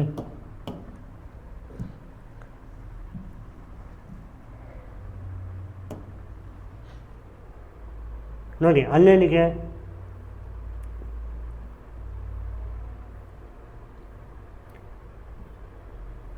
ಕೊಟೇಶನ್ನಿಗೆ ಇದು ಕಮಿಟಿ ನೋಡಿ ಏನು ಹೇಳ್ತಾರೆ. Rangarajan the poverty line suggested to measure the reduce the poverty. ಇಷ್ಟುಗ್ಗ ಬೇಡ ನನಗೆ, ಅದಕ್ಕೆ ನಿಮ್ಮ ಹತ್ರ ನೋಡ್ತಾ ಇದೆ. I need poverty line, I need this year. ಹೌದಾ? ಆವಾಗೇನಾಗುತ್ತೆ, ನಿಮಗೆ ಈಸಿ ಆಗುತ್ತೆ.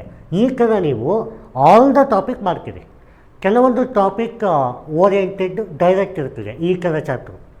ಓಕೆ, ಇನ್ಕ್ಲೂಡಿವ್ ಗ್ರೋತ್ ಏನಿದೆ ಟಾಪಿಕ್ಕು ಈ ಥರ. ಇನ್ನೊಂದು ಜುಡಿಷರಿಯಲ್ಲಿ ಏನಾಗುತ್ತೆ, ಮಲ್ಟಿಪಲ್ ಟಾಪಿಕ್ ಬರ್ತದೆ. ಆಗ ಅದೇ ಥರ ಇದು ಮಾಡೋದು. ಅದನ್ನು ನಾನು ಹೇಳ್ತೀನಿ ಹೇಗೆ ಅಂತ. 2-3 ಡೇಸನ್ನು ತೊಗೊಂಡು ಜುಡಿಷರಿನ ಕಂಪ್ಲೀಟ್ ಮಾಡೋದು. ಇದು ಒಂದೇ ದಿವಸದಲ್ಲಿ ಮಾಡ್ಬೋದು. ಆ ಥರ ಗೊತ್ತಾಯ್ತಾ? ಸೊ ಇದರಲ್ಲಿ ಏನಾಗುತ್ತೆ, ನಿಮಗೆ ಟೈಮ್ ಕಮ್ಮಿ ಆಯಿತು. ಆಮೇಲೆ ನಾಳೆ ದಿವಸ ಬಂದಾಗ ಹಿಂದಿನ ದಿವಸದ ಪಾಠವನ್ನು ನೀವು ಓದಿ ಆರಾಮ್ಸೆ ಆಗಿರ್ತದೆ.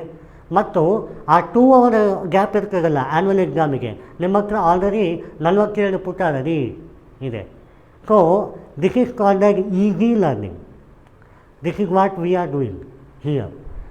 ಈ ಮೆಥಡ್ ಏನಿದೆ ಇದು ಟಾಪರ್ ಮೆಥಡ್. ಓಕೆ, ಎಲ್ಲರೂ ಹ್ಯೂಮನ್ಗೆ. ನಿಮ್ಮ ಟಾಸ್ಕ್ ಏನಿದೆ ಅದು 7 to 9 ಮಿನಿಟ್ಸಲ್ಲಿ ಬರೆಯೋದು. ಅದಕ್ಕೇನು ಬೇಕು ನೋಡ್ತಿದೆ, ಆ ನೋಟ್ಸಲ್ಲಿ ಏನಿದೆ ಅದನ್ನು ಮೆಮರೈಸ್ ಮಾಡಲಿಕ್ಕೆ ನಿಮ್ಮ ಹತ್ರ ಶಾರ್ಟ್ ನೋಟ್ಸ್ ಇದೆ. ಆ ಶಾರ್ಟ್ ನೋಟ್ಸ್ನ ನೀವು ಓದಿ ಮಲ್ಟಿಪಲ್ ಸಬ್ಜೆಕ್ಟನ್ನು ಓದಿ ಇಂಟರ್ಲಿಂಕ್ ಮಾಡಲಿಕ್ಕೆ ನಾನು ನಿಮಗೆ ಮೆಂಟಲ್ ಆನ್ಸರ್ ರೈಟಿಂಗನ್ನು ಮಾಡಿಸ್ತೇನೆ. ತದನಂತರ ನೀವು ಮೇನ್ಸ್ ಎಕ್ಸ್ಪರ್ಟ್ ಆಗಿರ್ತೀರಿ. What not you require. Correct? Thank you.